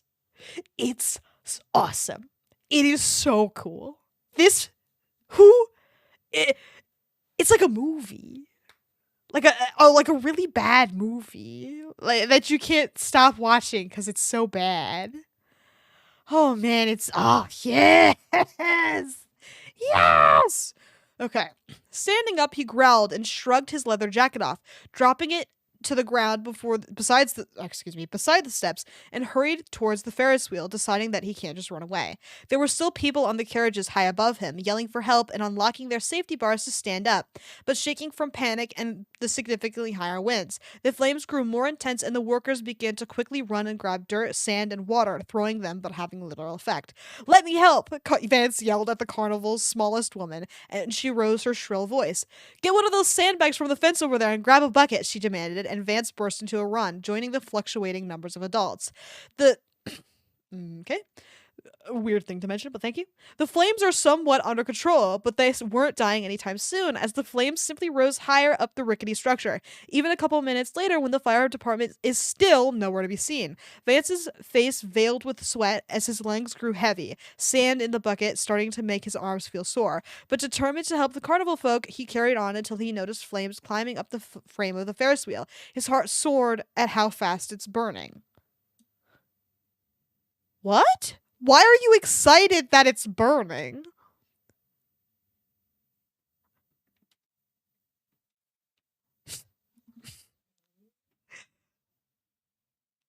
I know they probably didn't mean to write it that way, but that's an unfathomably bad mistake to make.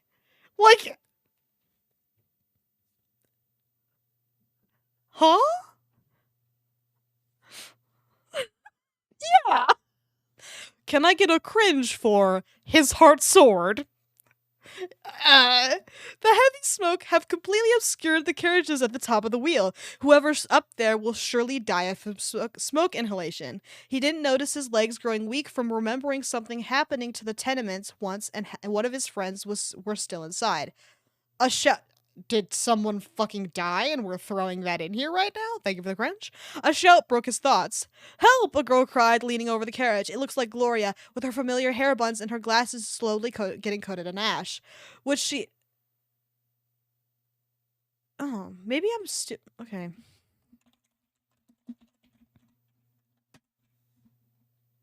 Oh. I thought Gloria was someone else. Anyway, my bad.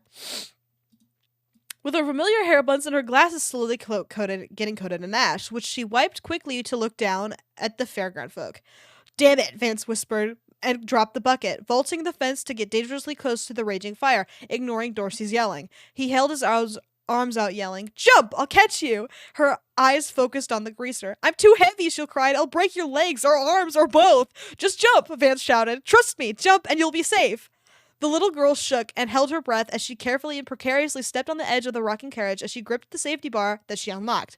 She stared down at Vance, forgetting to breathe until the wind blew and she screamed. Jump, kid! Vance roared, lips trembling. Gloria held one foot over the edge before letting go of the safety bar and leaned, starting a slow descent. I don't think it'd really be slow, considering she jumped from a fucking Ferris wheel, but go off. Starting a slow descent towards Vance. She fell quicker than he thought, but he sucked in a breath and braced for impact. He jumped up and wrapped his arms around her just as she fell onto him and knocked him to the wooden floorboards. He gasped sharply, winded, bumping his head against the floor, but apart from the suddenly jolt of pain, thank God, in his back, he forced himself to sit up with Gloria still clinging to him like a koala, sniffling into his shoulder. Nodding breathlessly, he patted her head and carried her over the security gate and over the fence where he carefully pried her off him, resting her on the grass as she stared at him in awe.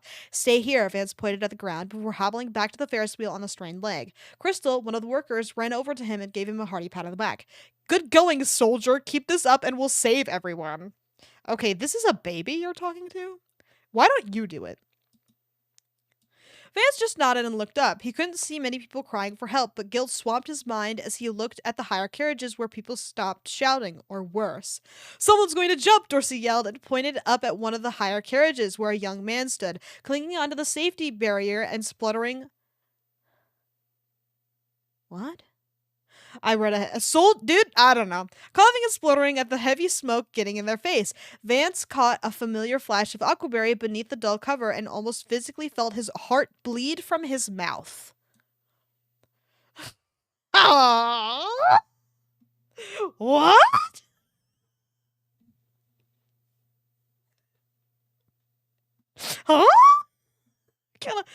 Huh? Can I get a cringe for heart bleed from his mouth, please? Thank you. Gord! Vance screamed up at them. Jump! We'll catch you! But he couldn't seem to hear them. The redhead yelled and turned to Dorsey. Do you guys have a trampoline somewhere or even a spare tent? Did he not get kidnapped? What's happening? What's he doing here?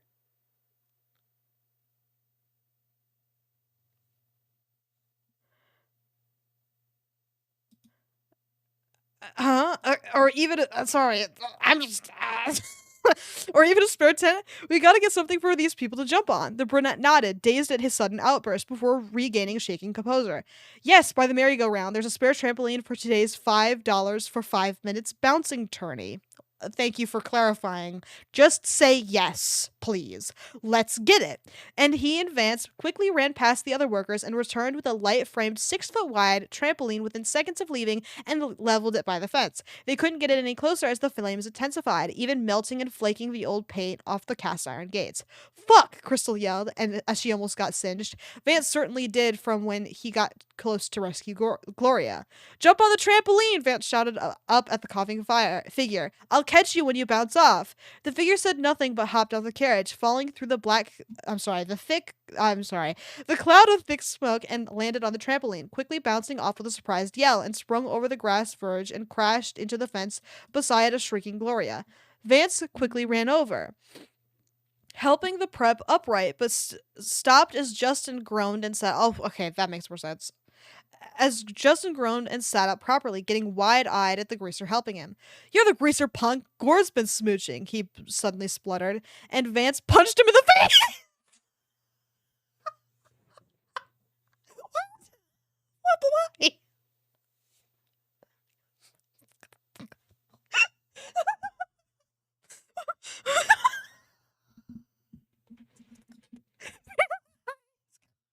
Why? I don't know.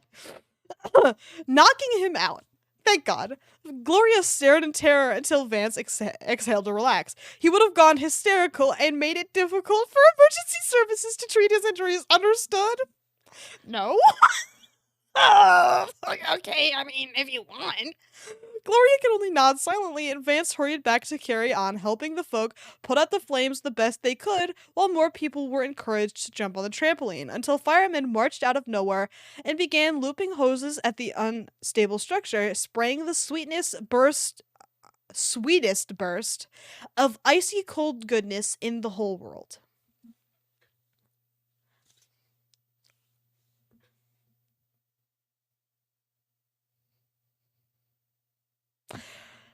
Can I have a cringe? Um, please? Just say water, please. Yeah. Steam replaced smoke, and moments later, the Ferris wheel is no longer on fire. Vance sighed deeply and fell to his knees, taking off his Bulworth vest and shirt until he was topless, skin prickling at the sudden chilly air.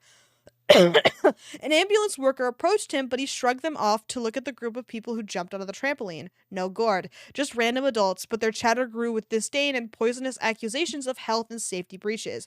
Freely groaned and took his blue cap off to wipe his brow. Wait, what? He's wearing a hat? Whatever. I can't believe this, he cried, gesturing at the Ferris wheel. I've been operating this baby for years. I don't know why it just exploded. Oh. The worker is wearing a hat. Okay, I'm caught up. He turned to Vance, however, and smiled brightly and approached him. You there! Vance jumped, ready to be apprehended for committing a crime he didn't do. But the man cheerfully patted his back. You're one of those kids from Bulworth Academy, aren't you? You're a real hero, he said delightedly, and Vance shrugged. Not really, mister. Well, you just earned yourself a free annual pass into this carnival for the rest of your life, he said gleefully. If you hadn't come up with that trampoline idea, we'd have a Ferris wheel full of corpses. Oh, you used the bathroom? Well, the Ferris wheel got exploded. Vance caught someone jumping off the Ferris wheel, then was like, okay, let's use a trampoline and have people jump on the trampoline to get down. So someone who looked like Gord jumped off onto the trampoline. And then it turned out to be Justin, another one of the preps, instead of Gord, and then he was just like, "Oh, you're that greaser that Gord has been making out with or whatever." And then Vance punches him and he passes out. And now he's getting a free annual pass for the carnival for saving people. So that's good. The bystanders murmured in agreement, surrounding Vance and congratulating him as well as giving dude, me too. Reading is so awesome. This is the biggest literary achievement of our time. Anyway, luckily some of the ash from the rampant fire disguised his reddening cheeks from the embarrassment of all this attention, and he grinned as he returned the gestures. For this moment, he now knows how Jimmy feels at being a hero. While firefighters spoke to witnesses and ambulance crews helped people, newspaper journalists flocked to the area, but Vance decided that he already had too much attention drawn to him and went to pick up his leather jacket when he realized that it's gone. Gasping, he dropped to his knees and looked under the step, only seeing an envelope and his cell phone. Seeing that he can't find his jacket anywhere and that it's possibly been stolen, Vance snarled as he stormed away to leave the carnival with his shirt and vest under his arm. He loved that jacket. He couldn't believe it got stolen. He only took it off to avoid burning it. Ring, ring, ring, ring. Thank God, love reading rings. Looking around, Vance answered the call and leaned against the tunnel wall. Where the hell is my jacket? He snarls lowly. Interesting first thought, considering your wife has been kidnapped, but whatever. Horse from the activity earlier. I have it, the kidnapper answered suddenly. Gord said that he misses you, so I'm simply giving him a bit of psychological help by giving him something that belongs to you. It will help him stay warm as well in his cold little cell. You bastard, the redhead growled. Once I get my hands on you, you'll regret laying yours on him. My letter has the next drop-off location, said the kidnapper. Hope you carry on the way you are, because Gord's life is in your hands. The call cut off, and Vance almost crushed, the device with one sore hand. He walked all the way back to Bulworth Academy, mind running over the events from earlier again and again, like a black and white movie playing on repeat. Sluggishly entering Gord's room, almost tripping over a box of dishes and cutlery. What are they doing in there? Okay. He fell face first onto the bed with a sigh, curling up in Gord's bed sheets and imagining the prep embracing him and smooching his neck before caressing his hair. Can I have a cringe, please? And thank you. The door knocked and he grumbled, mind breaking apart. The sweet daydream. And he answered, thank you for the cringe. And he answered to see Duncan looking very sheepish and earnest, and Algie, who stood in front of him with what looks like determined expressions. So, Medici, Ernest said with a smile, I heard that Gord Vendome has been kidnapped. Vance almost snapped Duncan's neck. I forgot about the fucking nerd part. This is awesome. I'm so excited. Ernest, what are you doing? Ouchie, what are you doing here? Ugh. They're so fucking terrible. Hate the nerds. Okay. Gord's eyes flutter. Gord's perspective. Let's go. Gord's eyes fluttered open as the fluid running through his veins kept him too sedated to stay awake while he laid back on a cold, flat surface with one thin pillow supporting his head. The long chains kept him restrained to the table, like bed in. The table like bed. Oh, I read that as a pause. My bad. The table like bed in what looks like a prison cell with the only bars in the window. With only bars on the window. He doesn't know how long he's been in this trance-like state. All he knows is that it felt like a few minutes ago he was jabbed in the neck with a needle and he turned tires screeching before he woke up, barely conscious, on this uncomfortable surface. Way too many fucking extra things there. Please get it together. He's sure to get pressure sores. Okay. However, he managed to sit up with even with the IV drip sticking into the back of his right hand. But the door opened and his nerves jolted, but not enough for him to jump into shock. Fucking take the IV out? Are you dumb? Are you silly or something?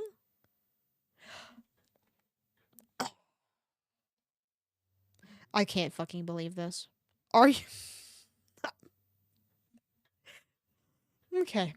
The man wearing a full face mask entered the room as usual, but instead of bringing just water, he brought a bundle of fabric in his arms, leather. The dull ache in Gord's head lightened as he laid eyes on it, and the kidnapper unfolded the material to reveal a jacket.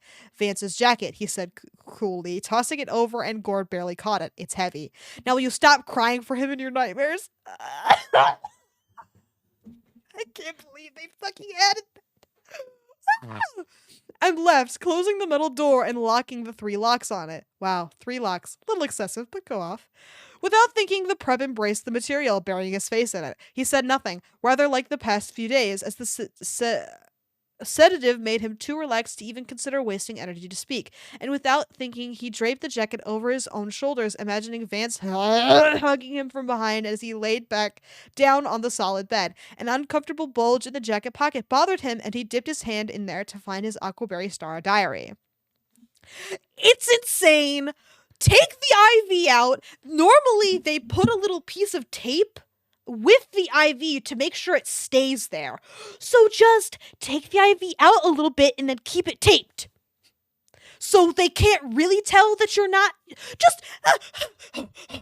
Just act like you're being sedated. Just act like you're diary as well. Thank God it's here. It's back. Okay. Anyway, he gasped, stroking the holographic hardback cover tenderly like it's the most precious diamond in the world before opening it, going to the point where he remembered writing last. But as he turned the page, he was greeted with a different set of handwriting, and his heart leaped. There! That's how you use heart leapt, or heart sung, or soared, or fucking whatever you said. That's a positive thing. Ow! My elbow! Dear Gord, I know you'd hate me for doing this in your diary, but I need to feel that you're close to me, even though if it's through your book. Can I get a cringe for that, please? And thank you. I just want to say this before anything else happens. Oh my God, are you shitting me? I'm gonna need another cringe. 2. Now. I love you. I really do. You were a jerk, but that's just because it's how you grew up being rich. I never felt so happy to hang out with someone like you before. I never felt so much at peace in my own home. You made it like that. You made my home feel like an actual home, and now I'm in the process of leaving my home because I won't have the money to keep up with the rent. I need to collect my thoughts, but writing here calmed me down so far. I haven't read any of your entries, and I promise not to. Love, Vance.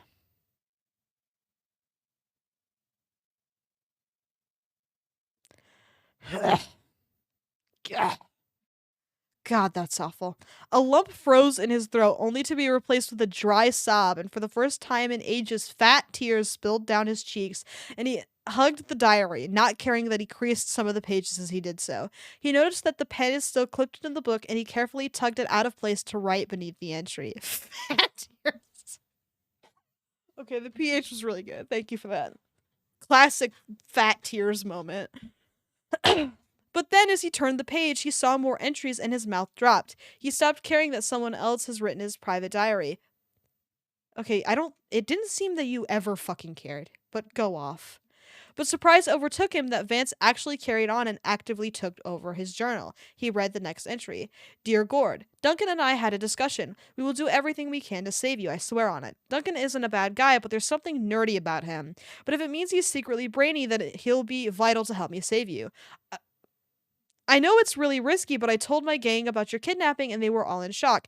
Straight away, Johnny announced to us that we'll do everything to help you. I introduced Duncan to them because he witnessed your kidnapping and he's going to help us too. First off, they're letting me go on my own to Bulworth Church tonight to lay flowers down at the church doorsteps, as instructed by the letter that the kidnapper left after they abducted you. The place was condemned years ago, but the graveyard is still in use. Any faithful churchgoers would just travel outside town to the nearest place. All I can do is hop the fence, which is easy enough to do.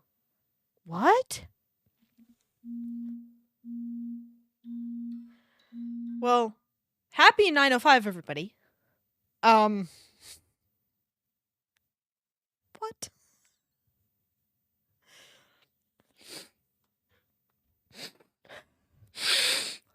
Thank you for your happy 9:05. Ugh. Have fun. Be right backing. Should have saved my sandwich. Thank you for your happy 9:05 as well. So the greasers are helping? Gord thought in shock. He knew they appreciated him helping Vance, but they're going this far?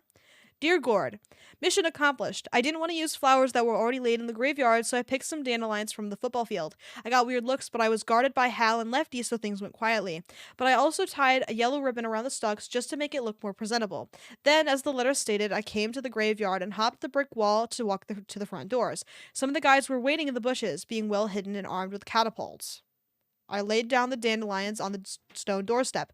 I was just about to walk over the wall when the ancient door creaked and I flinched, almost slipping over the unkempt ground.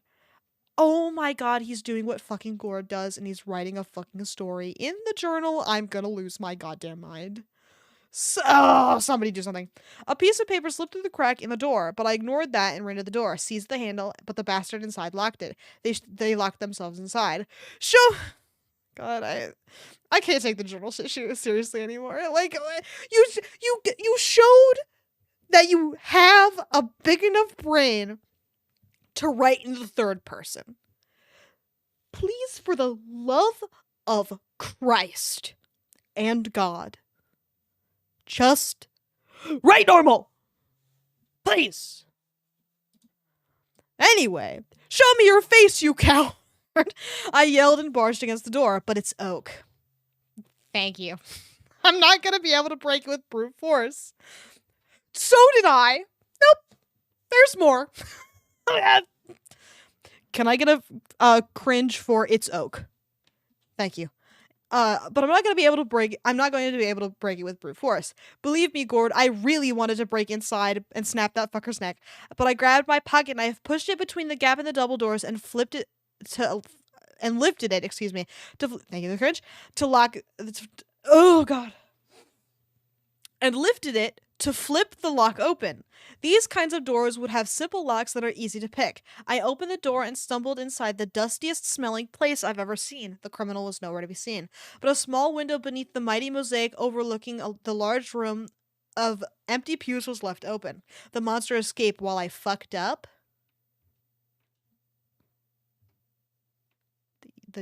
What? Oh, Vance, Gord thought, and rested his forehead on the book. You really tried. I believe you. May I have a cringe for, you really tried? Please? Heard Johnny yell, okay? And I just slouched back to the front doors where he stood with this real serious look on his face as he held the paper out to me with a blood smear on the corner of the sheet. Read this. Thank you for coming. Now for business. I know that Gord's family is under financial pressure, but I have discovered that he possesses a box of jewelry. To prove your dedication to protecting him, I want you to leave one piece of any jewelry in the following location under the garbage bin Oh my god. Besides the police station at the bridge to blue skies. Do this at 7 a.m. tomorrow morning. Wrap it up in anything to protect it. It didn't explain why there's a bloody smear on the corner.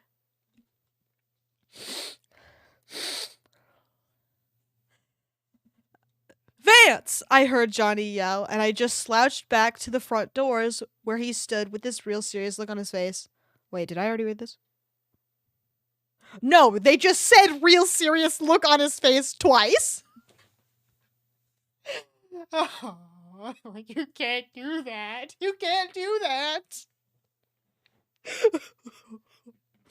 Can I have a cringe for that, please? Anyway, as he held the opened paper out to me, which has a bloody smear on the corner of the sheet. Bloody smear? Ah, Gord thought, and finally remembered that the kidnapper took a needle to his finger and pricked it before wiping it on a piece of paper. Proof of life. If anything, the opposite of proof of life. Blood is not proof of life. You can get blood from a dead body. To be fair. Just want to get that out there. Point that out. All right, good talk.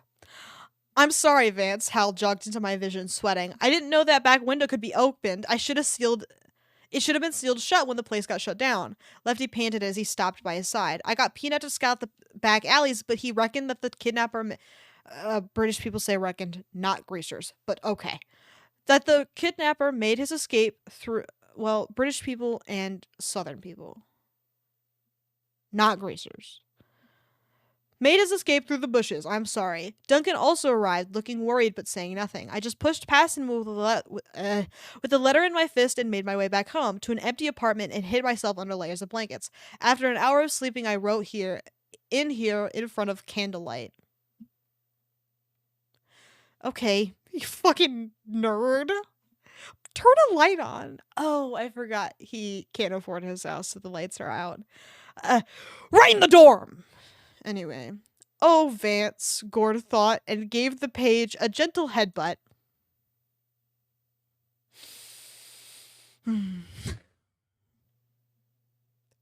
Wow.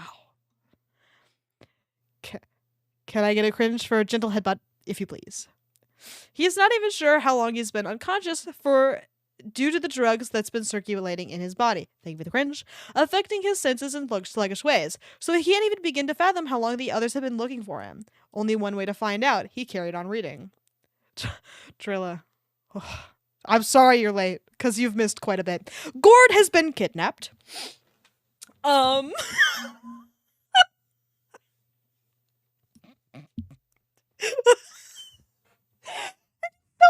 It's fucking hilarious.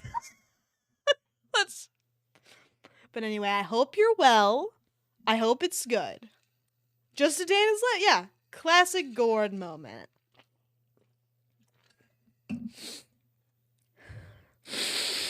Okay. Oh. Okay. Sorry. Ooh, a thing? Did Trilla write this? I don't think there's enough hardcore gay sex. Oh, good. The oak doors. Thank you.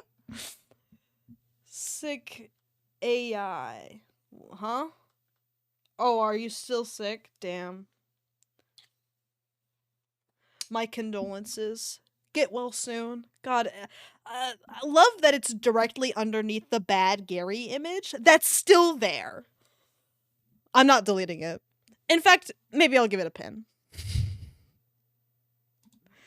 There. Pinned.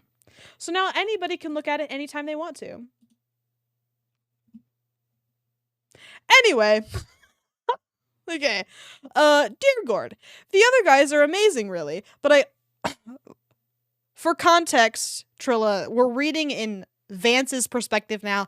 Because he got kidnapped, Vance wrote in Gord's diary the story of, like, them trying to find him, essentially. And we are reading it as Gord, because Gord got the journal back. All right. The other guys are amazing, really, but I kind of wish I could just give the kidnapper everything that's in your jewelry box just so that he can release you straight away and I can hug you again. Because that's normal. Yeah. Johnny came to my apartment on his own. I feel like we should just be staying in the dorm if you can't fucking afford an apartment, but whatever. And sat down beside me, telling me that if we don't do anything to apprehend the criminal, then who knows what he might do to someone else. I disagreed. I just want you back. Johnny said he understood, but I argued and said how would he know huh? But I argued and said how would he know that if nobody knew he got kidnapped? Huh? I gotta read it again. Johnny said he understood, but I argued and said, how would he know? How would he know that if anybody knew he got kidnapped?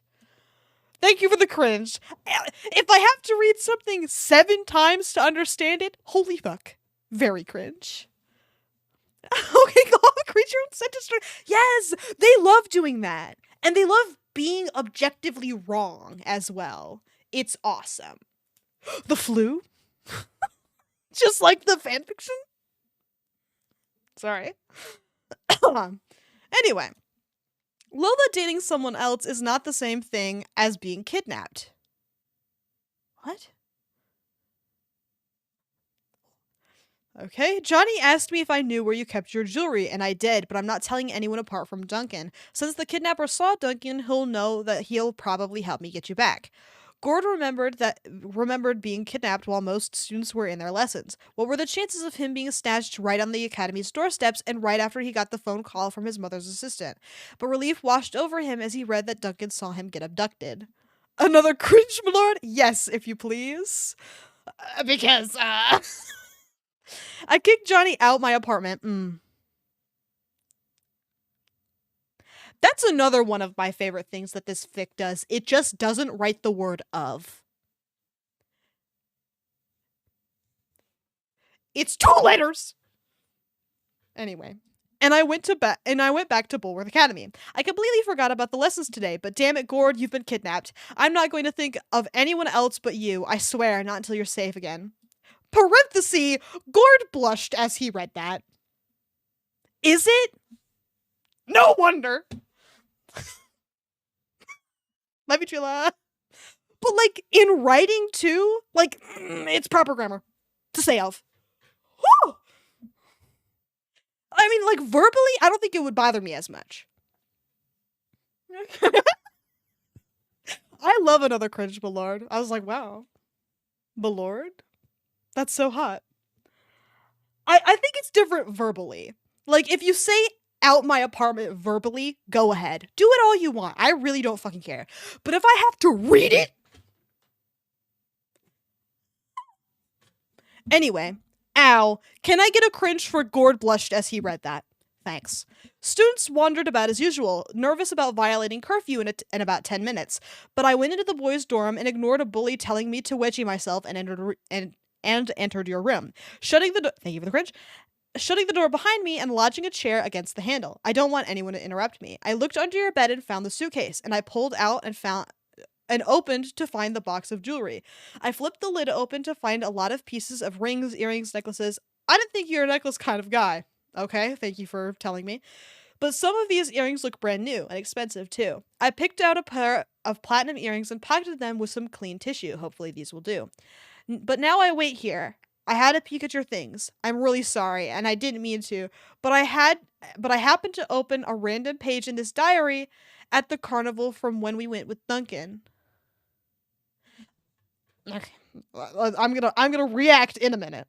Oh man, your handwriting is pretty sweet and surprisingly legible. I always had the impression that lawyers have terrible handwriting. Wait, you kissed Duncan while I wasn't looking? I knew it! Even though I'm like 99% sure he fucking saw that when that happened. Didn't he? Because he got mad and like left.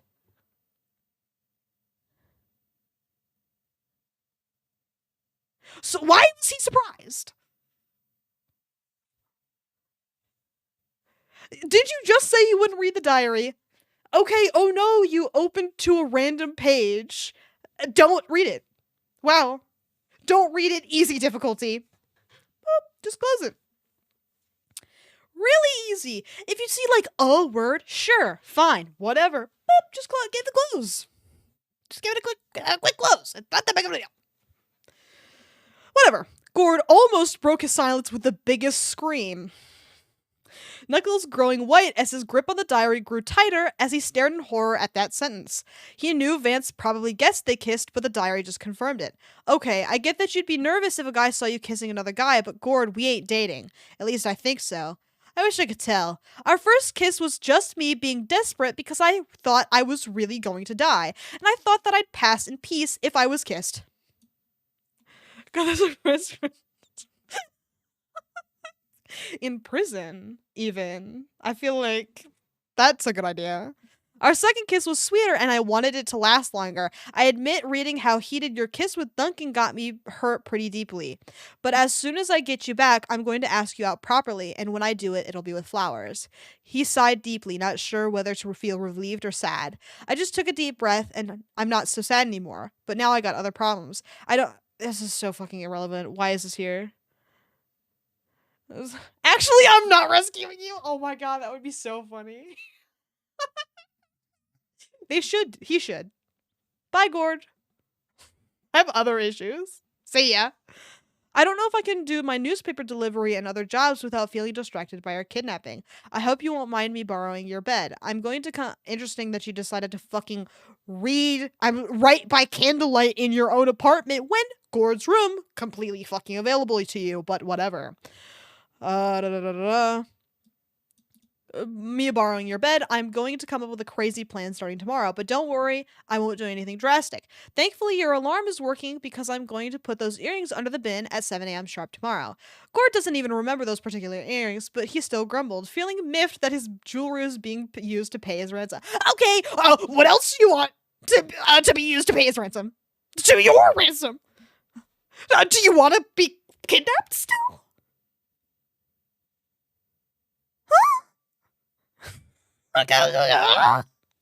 Why is there... Dude, that's the whole fanfiction. All of it has... Everything in italics has been in the diary. So every, Dude, me too. Everything is in the diary. Like, the whole fic has been in the diary. Up until you missed that part. Like, the last, 10 paragraphs of chapter 6. And now we're throwing in random non-diary sections, but then going into the diary for some reason. Stop. I'm gonna lose my mind. Why are you writing like this? Just write normal. It's not hard. I've seen them do it before. I've read more than one of this person's writing. They have, I think, 3 different downward spirals. They've got Gord Vendome, Kirby Olsen, and Duncan, whatever his last name is. The Kirby one? Oh my god. Seriously. I also wish you'd stayed asleep because, oh my god. It's so bad. But thank you. Glad you're here. Maybe, actually, you should be in bed. Considering, you're ill. But, hey, I'm not your dad. I'm not, okay. Okay. I don't know how long I want to do Fanfiction Friday.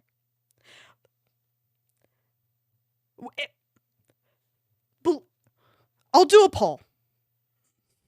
I want to talk about Kirby Olsen's downward spiral because it's super fucked up. So bad. That one, that one was gross. But how much can we handle, really? Be honest. Welcome back. It's good to have you. What did you miss? Not much, realistically. Vance is writing in Gord's diary, and we're reading it from Gord's perspective. Because Gord somehow got the diary back through the kidnapper. I guess it was, in Vance's pocket. And, they gave Gord Vance's jacket. And now he's reading the updates that Vance wrote in the diary. Whatever. Oh, and of course, lest we fucking forget, Gord. Oh, you're okay.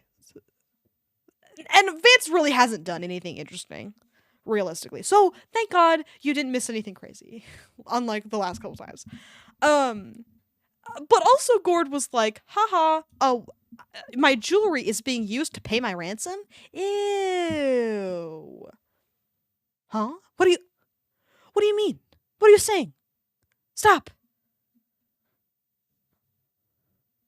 But anyway, I have to piss. So we're gonna put this on pause really quick. Girl. Yeah. I don't know. I'll be right back.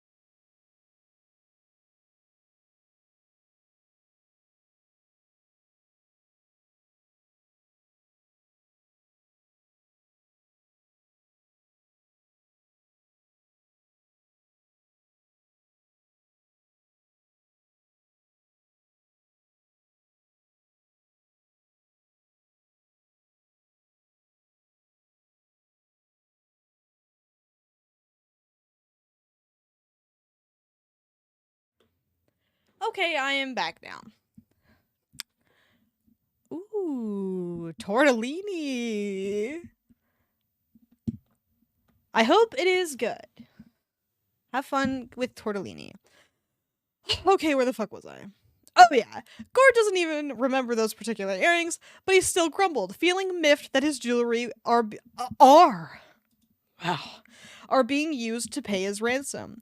I'm wondering if the other guys are trying to find me to comfort me, but right now I just want to be alone. Don't worry, I took my shoes off when I'm lying on your bed. I'd fucking hope so. I feel like that's just a normal thing to do on your own bed, whatever. But I couldn't help but hug the covers. They're a lot warmer than mine back home. Plus, this one smells like you, so I felt pretty relaxed. Don't look at this sentence in. Oh my god. Okay. Don't look at this sentence in embarrassment, Gordy. You do smell good. Can I have a cringe, please? Oh my god. Like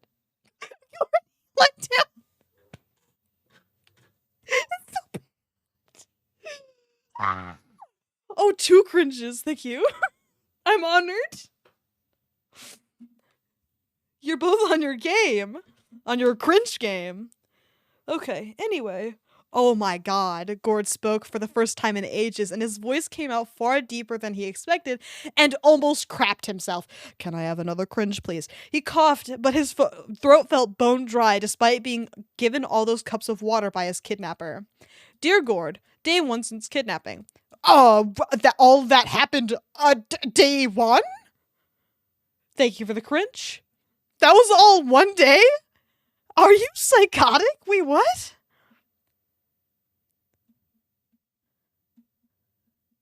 I'm sorry, there's no way. Are you stupid? Who wrote this? Anyway, as promised to the letter from the kidnapper, I got up at 6 a.m. and slowly walked down through town in New Coventry. Luckily, the only people around at that time are homeless bums and people walking to blue skies. Few paid attention to me as I walked to the bridge beside the police station, and I spotted the bins. Okay, why the fuck would you have a ransom drop off directly in front of a police station? I'm gonna lose my mind. Anyway, and spotted the bin straight away, being placed on the ground by a binman before he hopped into the garbage truck and drove away. So this is why 7 a.m. was the specified time. It's after the weekly disposal team comes to empty the bins around Bulworth, and as I thought, the bin was light enough for me to lift gently and place the wrapped earrings under it. I looked at bin man. It's probably some British shit. I'm not going to question it at this point. I look around, making sure nobody saw me, before dropping the bin again and began to walk away. When I heard when I heard a shout and I jumped, Duncan stormed towards me. "What are you doing here, school kid?" he yelled and shoved me. He quickly winked and I understood. Good thing too, because I was literally about to punch his lights out. I did anyway and punched him.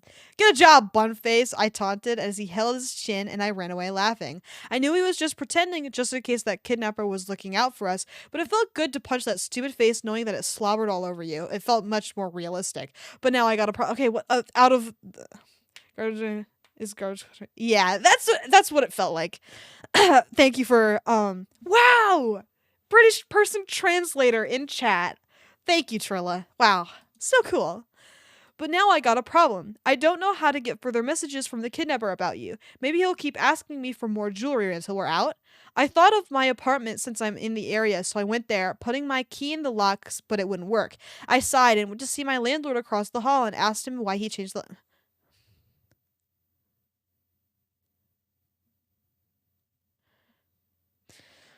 Sorry. And I asked him why he changed the locks, and that's so fucking illegal. I'm gonna lose my mind.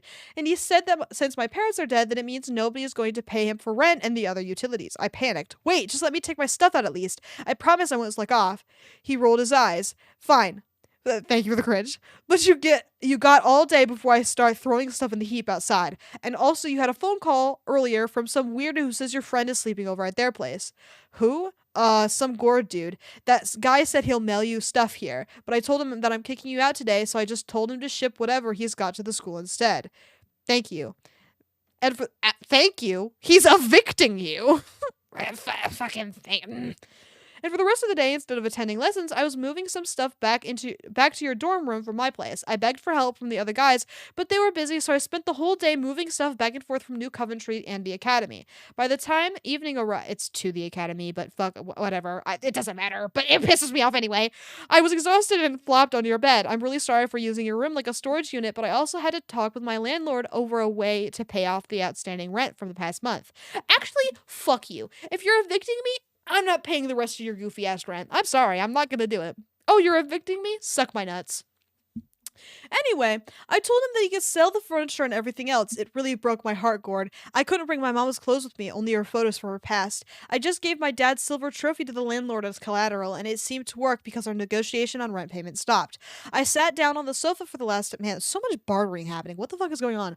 For the last time, remembering how you cared for me when I was too sick to move. I also missed the days when I used to have my mama sing and read stories to me and comb my hair. Dad did nothing but grumble about how I was a pain. I think to him, I was just an annoying brat who got in the way of his sex life with mama, and that it would have been better if he had used birth control. So with the rent paid in full, I'm officially homeless. So I'm bunking in your dorm in secret, but it's he already had a dorm room. He literally shared with Hal. Where did that go? Be honest. I think they should kill the landlord. I agree. Maoism. Fucking go ahead. Throw that in there. Thank you for the cringe.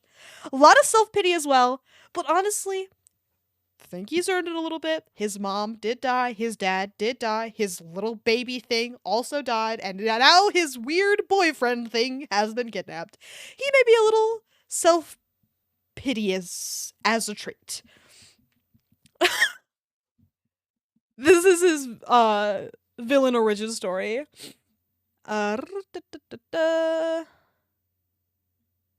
So, I'm bugging you in your dorm room and secret, but it's only a matter of time before people start being nosy. I wonder why nobody's been asking around about you yet, Gord. It's just wrong. Everyone is going about their normal lives, and you're probably in some dark prison freezing cold and starving. It's not fair. He's right about Gord's current sleeping conditions. This room is like a literal prison cell. Gord glanced around, making a mental note to never wish this much hell on any of his enemies. Stay in my room as long as you need, Vance, his thoughts ran. It's far warmer than here. I won't be able to sleep properly, Gord. Okay, can you, like, specify when we're doing thoughts and when we're doing fucking diary entries, please? Holy shit. I wish I'm there too. That was from Gord, just to clarify for the people not reading along out there. He turned the page to see the first entry of day 2. Day 2 since kidnapping. Dear Gord. Next morning came, and the PA system rattled just as I was about to enter the chemistry classroom. Will Vance... Day 2, no, me too. It's day 2. Stop! I don't need to go through every single day. Just give me, like, bits and pieces. Please, for the love of God. Okay, anyway. Will Vance Medici please come to the office? You have a letter. A letter came from me. When I picked it up, instead of opening it, I slipped it into my pocket and went to chemistry. Luckily, it's theory. So while Dr. Watts droned on, I glanced beside me to see Angie listening studiously and taking notes before I took a peek at my letter, using the textbook to hide it from his sight. Vance Medici, thank you for confirming your dedication. Next, I want you to bring a piece of jewelry to the bridge underpass leading to New Coventry tonight at 7 p.m. I will meet you there. My heart almost leapt out of my mouth. No, they have not told anyone he's kidnapped. Not even the fucking police, which I feel like is I mean, I'm not a fan of cops either, but like, let's get it the fuck together, shall we? I don't know. Maybe they have more resources than you, a 16-year-old baby. But whatever. My heart almost leapt out of my mouth. A meeting with the kidnapper. Finally. The lesson is almost over and I haven't paid attention to a single thing that Dr. Watson said, but now I'm going to put this away and try. No way. Vance met my kidnapper?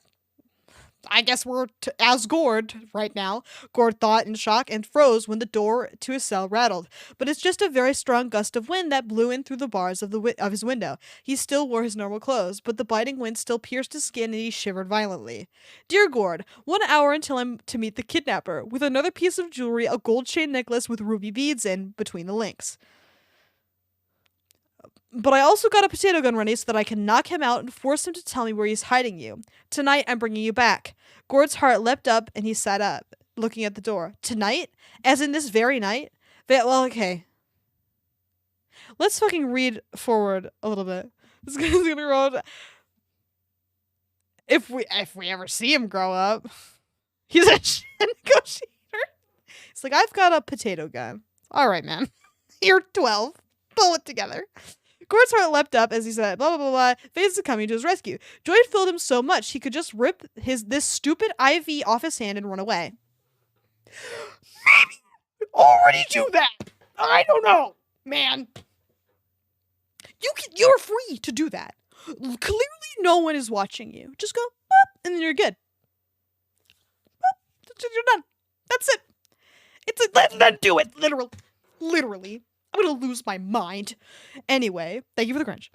But the door is still locked. Can you imagine a scenario where you just and I kiss you? God, that's so silly. It just bounces. Yeah. Hey. And it's funny because he concocted like a suicide bomber vest earlier on in the fic, and the potato gun is the best he can come up with now. Alright, man. Whatever. Maybe Vance will beat up his kidnapper into telling him where he's keeping Gord and give him the keys. Vance will run straight over to where Gord is, break down the doors, rip these chains off him, and kiss him passionately. Can I get a cringe, please? Then he saw more writing on the next page and his heart dropped. Yes. Yes. Yes. I can't believe they fucking wrote an actual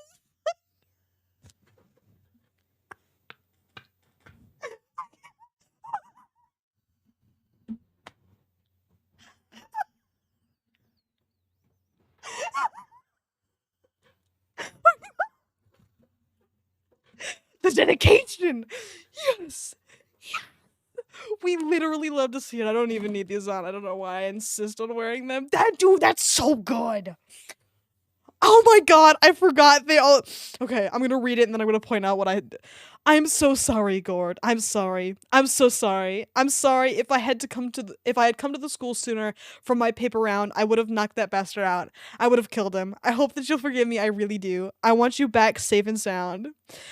The page had dried tear stains on, and if you look at it close enough, there's fucking water drops on it. Oh my god. God. Water on it.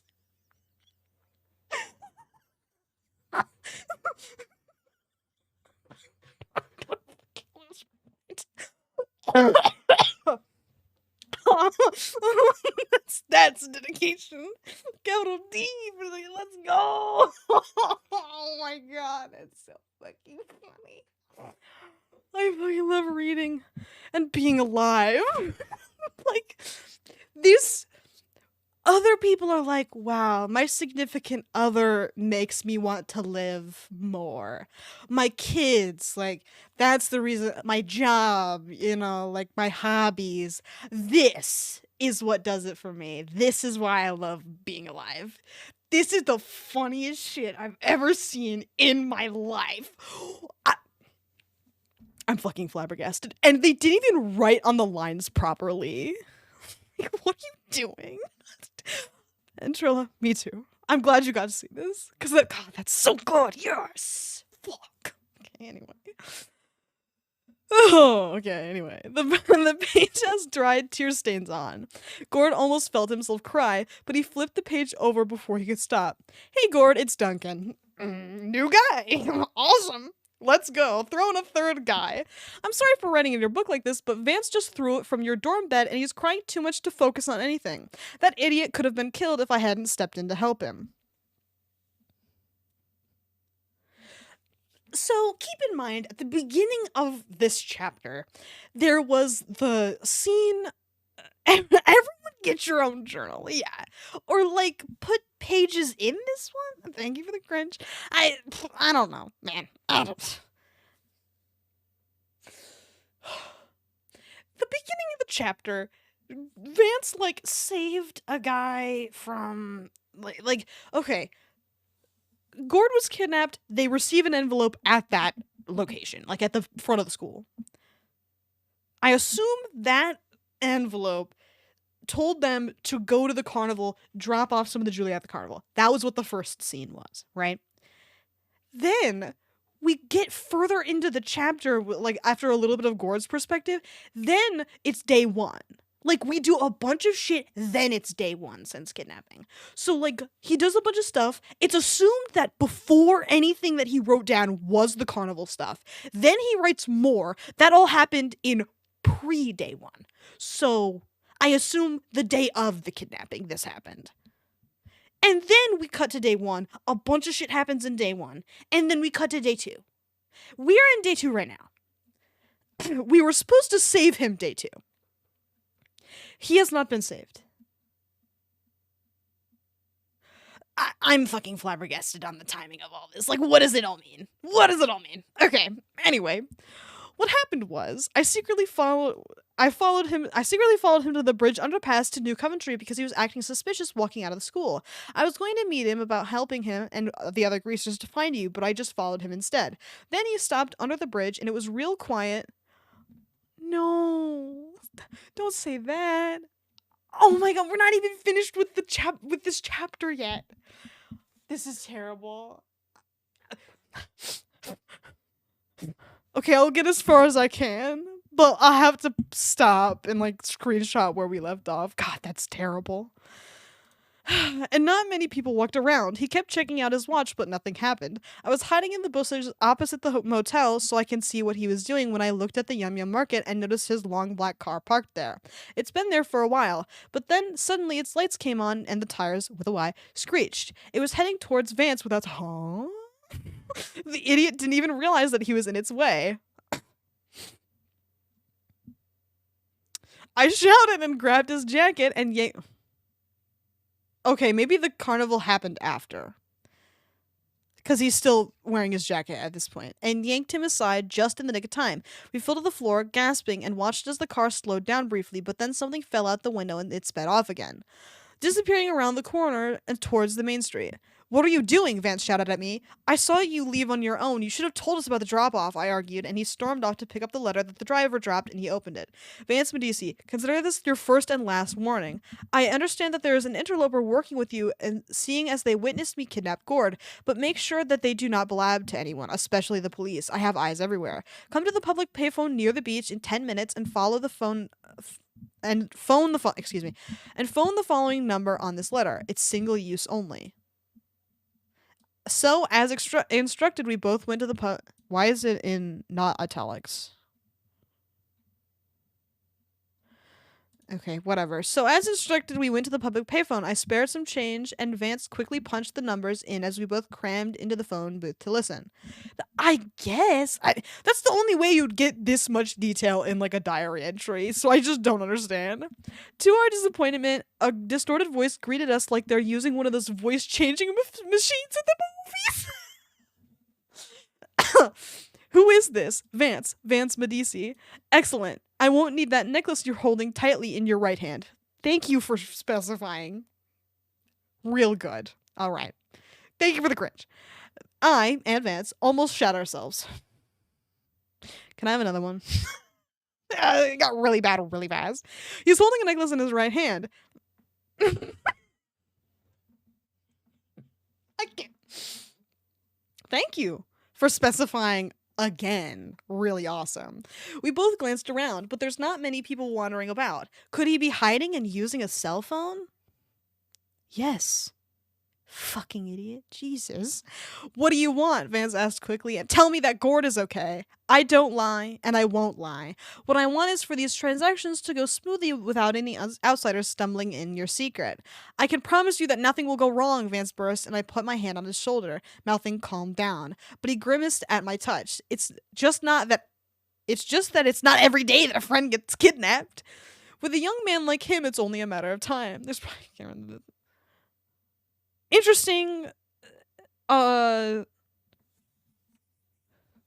theory that I don't think will be confirmed or denied, because the fic is very good at doing that sort of thing. With a young man like him, it's only a matter of time. My next demand is for you to drop off that necklace in the trash can outside the drugstore after this phone call ends. That will be all. Then the call cut off, and Vance shut his eyes, shaking all over. "Vance, come on, man. Let's just drop it off and then go back to your home." We did just that. He was silent the whole time, but his hands were clenched like nothing in the whole world could pry them open. We arrived at the drugstore. He dropped the necklace in and found a sealed envelope inside with his name written on it. He took it out and slammed the lid down before storming off the direction of the school. "Hey, wait, isn't your home that way?" I asked, pointing to New Coventry, but then he just froze and turned to me, looking like he's trying really hard not to cry. "I've been evicted today. I'm living in Gord's room until I get expelled or something." "Can't you live with your family or something?" "They're dead." "Duncan, he's homeless, haven't you heard?" "Apparently not." "They're dead," he grumbled and carried on walking, and I hurried after him. So my parents. This is where my parents died, Michelangelo. Or fucking whatever that meme is. Please keep it in #vent. Sorry, I didn't know. You can bug at mine if you can ignore the rats. I didn't mean that in a malicious way, but he just choked and cow a bummer. Like a fucking guy. "You just dropped a total bummer in chat, dude. Like, let's keep it in vent. Come on. It would also be the tits and ass if you followed the channel." But he just choked and hurried on. "It's your fault," he grumbled when I walked alongside him. I didn't stop. "That would be tits." I fucking love "that would be tits." Fuck, that's so good. I can't believe he said that. Oh man. Okay, anyway. We gotta focus. We've got like 12 minutes left. He didn't even retaliate. He just stood there avoiding eye contact with me. That bastard would have killed you. Then who would help Gord? You, since you slobbered all over him, he snarled and finally glared at me. I've seen it in his stupid diary. He talked about what you two did at the carnival behind my back. I was gobsmacked. A classic American thing to say. Everyone says it all the time. It's our favorite word here in the States. But anyway, I didn't think you're the kind of guy who even kept a diary. Clearly he is. So what? I yell, and oh man, he gave me this really nasty dark look. Apparently this guy does. Back in 2018.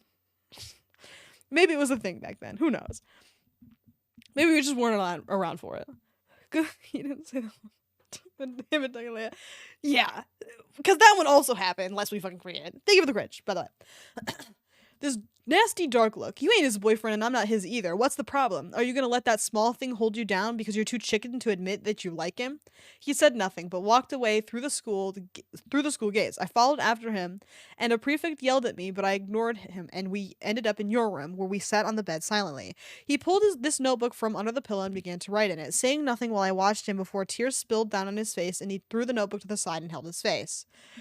The fucking tear-stained paper.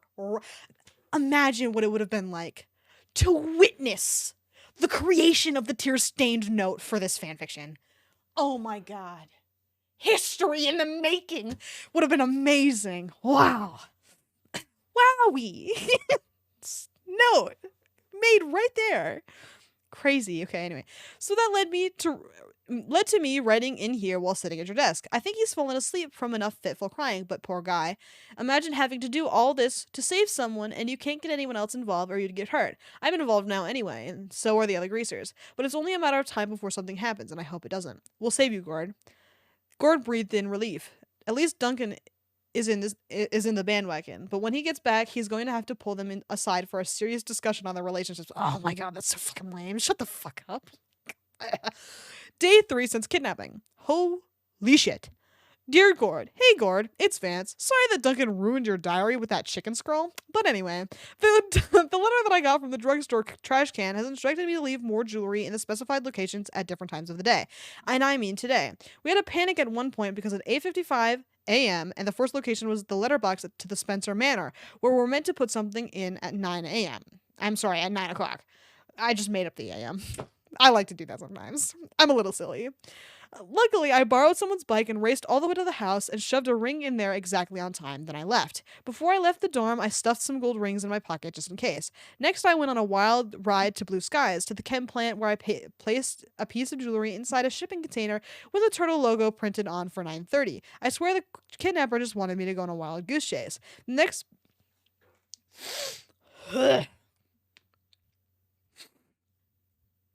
Whew. The next stop is at Happy Volt Asylum. That place gives me the creeps, but I'm currently resting in the bus stop outside the gates, writing in here as instructed by the letter. No jewelry to leave anywhere, but I'm just told to sit here. Maybe it's a bad idea because I almost got ran over yesterday. I could be a target for a sniper sitting here. Okay. Fuck, Gord breathed. It's true, it'd be a perfect place to blow someone's brains out. What? Yeah. A sniper. Wow. You're a child, okay? Pull it together. I jumped when the small... Oh, this is not Gord. I was like, oh my god. Oh no, a sniper. I jumped when the small chain door opened near me and an annoyed security guard approached me holding a letter. One of the inmates told me their imaginary friend wrote this letter for you and they won't stop shaking until they see you hold it. I looked over at this mad woman waving at me excitedly. Maybe there isn't anywhere safe to hide the letter around here. The guard rolled his eyes as I accepted it. She's a mad one. I wouldn't be surprised if there's no writing. Now beat it. Ignoring him, I sat in the bus stop and opened the letter. Vance Medici. Really, the CIA. And honestly, I wouldn't blame him. The CIA is crazy.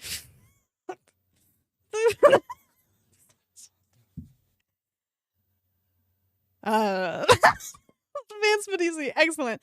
Now here's my next instruction. Under the seat you're sitting at, place a piece of jewelry there. You should also find a cell phone and a charger lying there. You are not to use it for anything other than to accept phone calls from me. This will be more convenient than letters. I will not call you during school hours. Sure enough, I look under the seat. Wow, so considerate. To not call me during school hours. Sure enough, I look under the seat to drop a ring there, and I saw a small box with one of those burn phones. How kind, yeah. Those burn phones. It's a fucking burner. But whatever. Burn phones inside and a charger. I'll definitely keep it charged at all times. I'd fucking hope so. Aside from that, and there being no more instructions, I took it and head back to the school, where the first classes just ended, and I went straight to the auto shop where I'm sure the other guys would be hanging out. Duncan was already there, looking like he was telling them about last night, and they looked pretty shocked. God damn, I heard Johnny swear. I hid around the corner listening to the guys. I don't know why we're not tearing down the town to find him. It'd be a lot quicker. Gord's life is in danger. He could have a gun to his head, Lefty protested. We gotta do what Vance tells us to do. It's the best way to do this. I agree, Duncan said suddenly. The kidnappers somehow knew that Gord and Vance are close. What do you know about Gord's family? How rich are they? We call them a trap phone. So he's wrong there. Oh. In both countries, it seems. I peek around the corner to see greasers glance at each other unsurely when unsurely. Wow, so cool. When Hal snapped his finger, nobody fucking does that, please get it together, and said, I heard him boast that his father is a really good attorney and that he owns 8 hotels. Right, but his dad's been arrested for corruption or something, Lefty murmured, and rumor has it that Gord's mom fled the country with all the money. That could explain why the kidnapper went to Vance, Duncan burst. He and Vance got really sick when the flu hit Bulworth, and Gord told me that he paid a doctor to see them, so he'd definitely have a lot of money kept somewhere in his dorm. Wait a minute, I suddenly pipe out, and the guys jumped a mile. Okay. Did you just say that Gord told you about us and a doctor? Vance, what do you know? Johnny said seriously. I had to lean against a workbench because I swore I was going to faint. I think Dr. Shade kidnapped Gord. Gord stopped. Think of the cringe. Gord stopped reading, feeling his blood run cold. It's funny, because, like, I'm reading in italics so much that normal straight up and down writing looks like it's going in the opposite direction because I'm, like, staring at italics for so long. It's fucking me up. I don't know. Gord stopped reading, feeling his blood run cold. Dr. Shade? Then I explained why. In the earlier ransom notes, the kidnapper knew that your family were hit with financial problems and that you have a box full of jewelry. I feel that you had told the kidnapper about the jewelry so that his ransom can be paid off. Plus, Dr. Shade knew about my home situation and how sick we were. It makes sense. Okay, detective. Yeah, we love it. That makes sense, he whispered in shock. It's true. The doctor even mentioned that the ring paid for the medicine, the visits. He knows that Gord will have high-value items on him. Who said that? With a name like Dr. Shade? Yeah! It's so obvious now that it's revealed. That doesn't make sense, Hal commented, and I groaned. He's a doctor, right? Don't they get paid a lot? And if he knew about the jewelry, then why didn't he demand that you give him everything in one go, then set Gord free? Because he wouldn't let him go alive, Johnny cut across before I could get a word in edgeways. Okay. If I was a kidnapper, I'd kill the hostage if they knew who I was.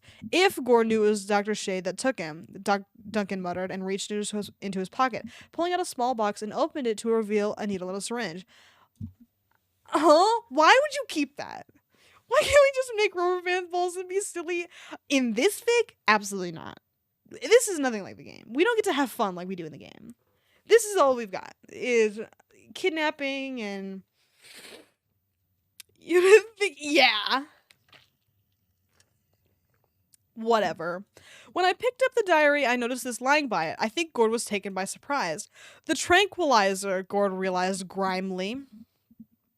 Can I get cringe for grimly, please? And felt his neck unconsciously. This was important. Yeah. But whatever. It's fun. Thank you for the cringe. I didn't even see it. I was so shocked. Oh, both of you, so good at your jobs. Okay, I didn't even see it. I was so shocked by what happened, I could only think of how to get you back.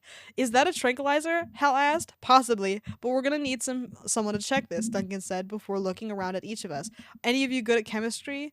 We mumbled and shuffled our feet uncomfortably. He sighed. Figures. You lot are more into physics. I'll see you. Wait, what?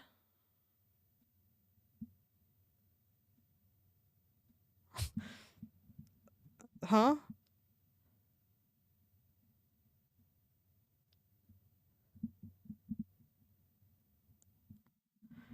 Can I just do the Christmas now?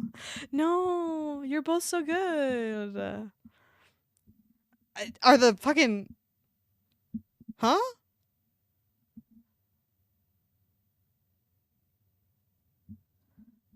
Did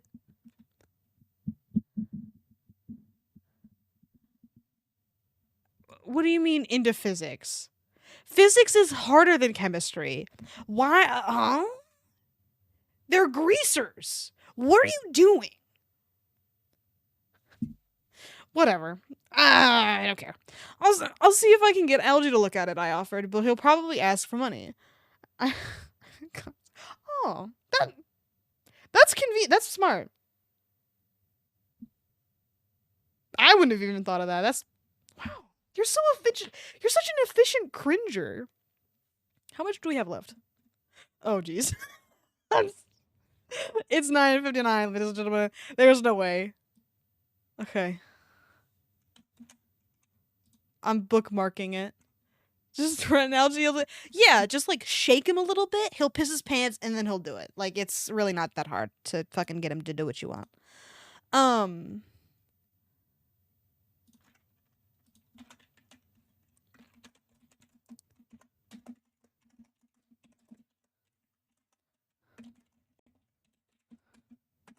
Okay.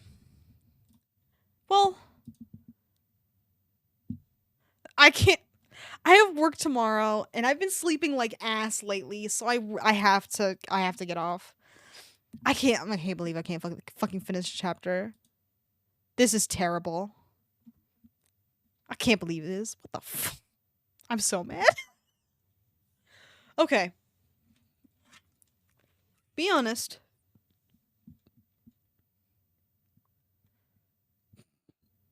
Does anybody have anybody I can read into?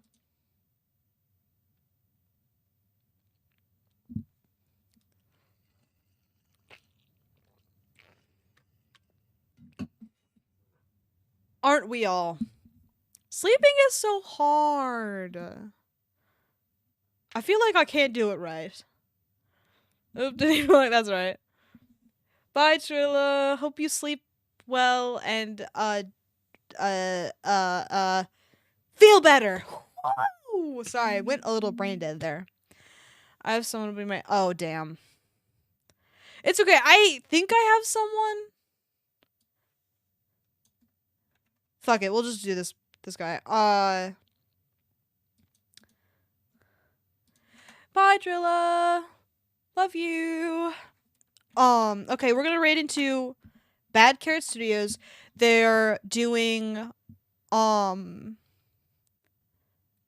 Blackpink Art Nouveau.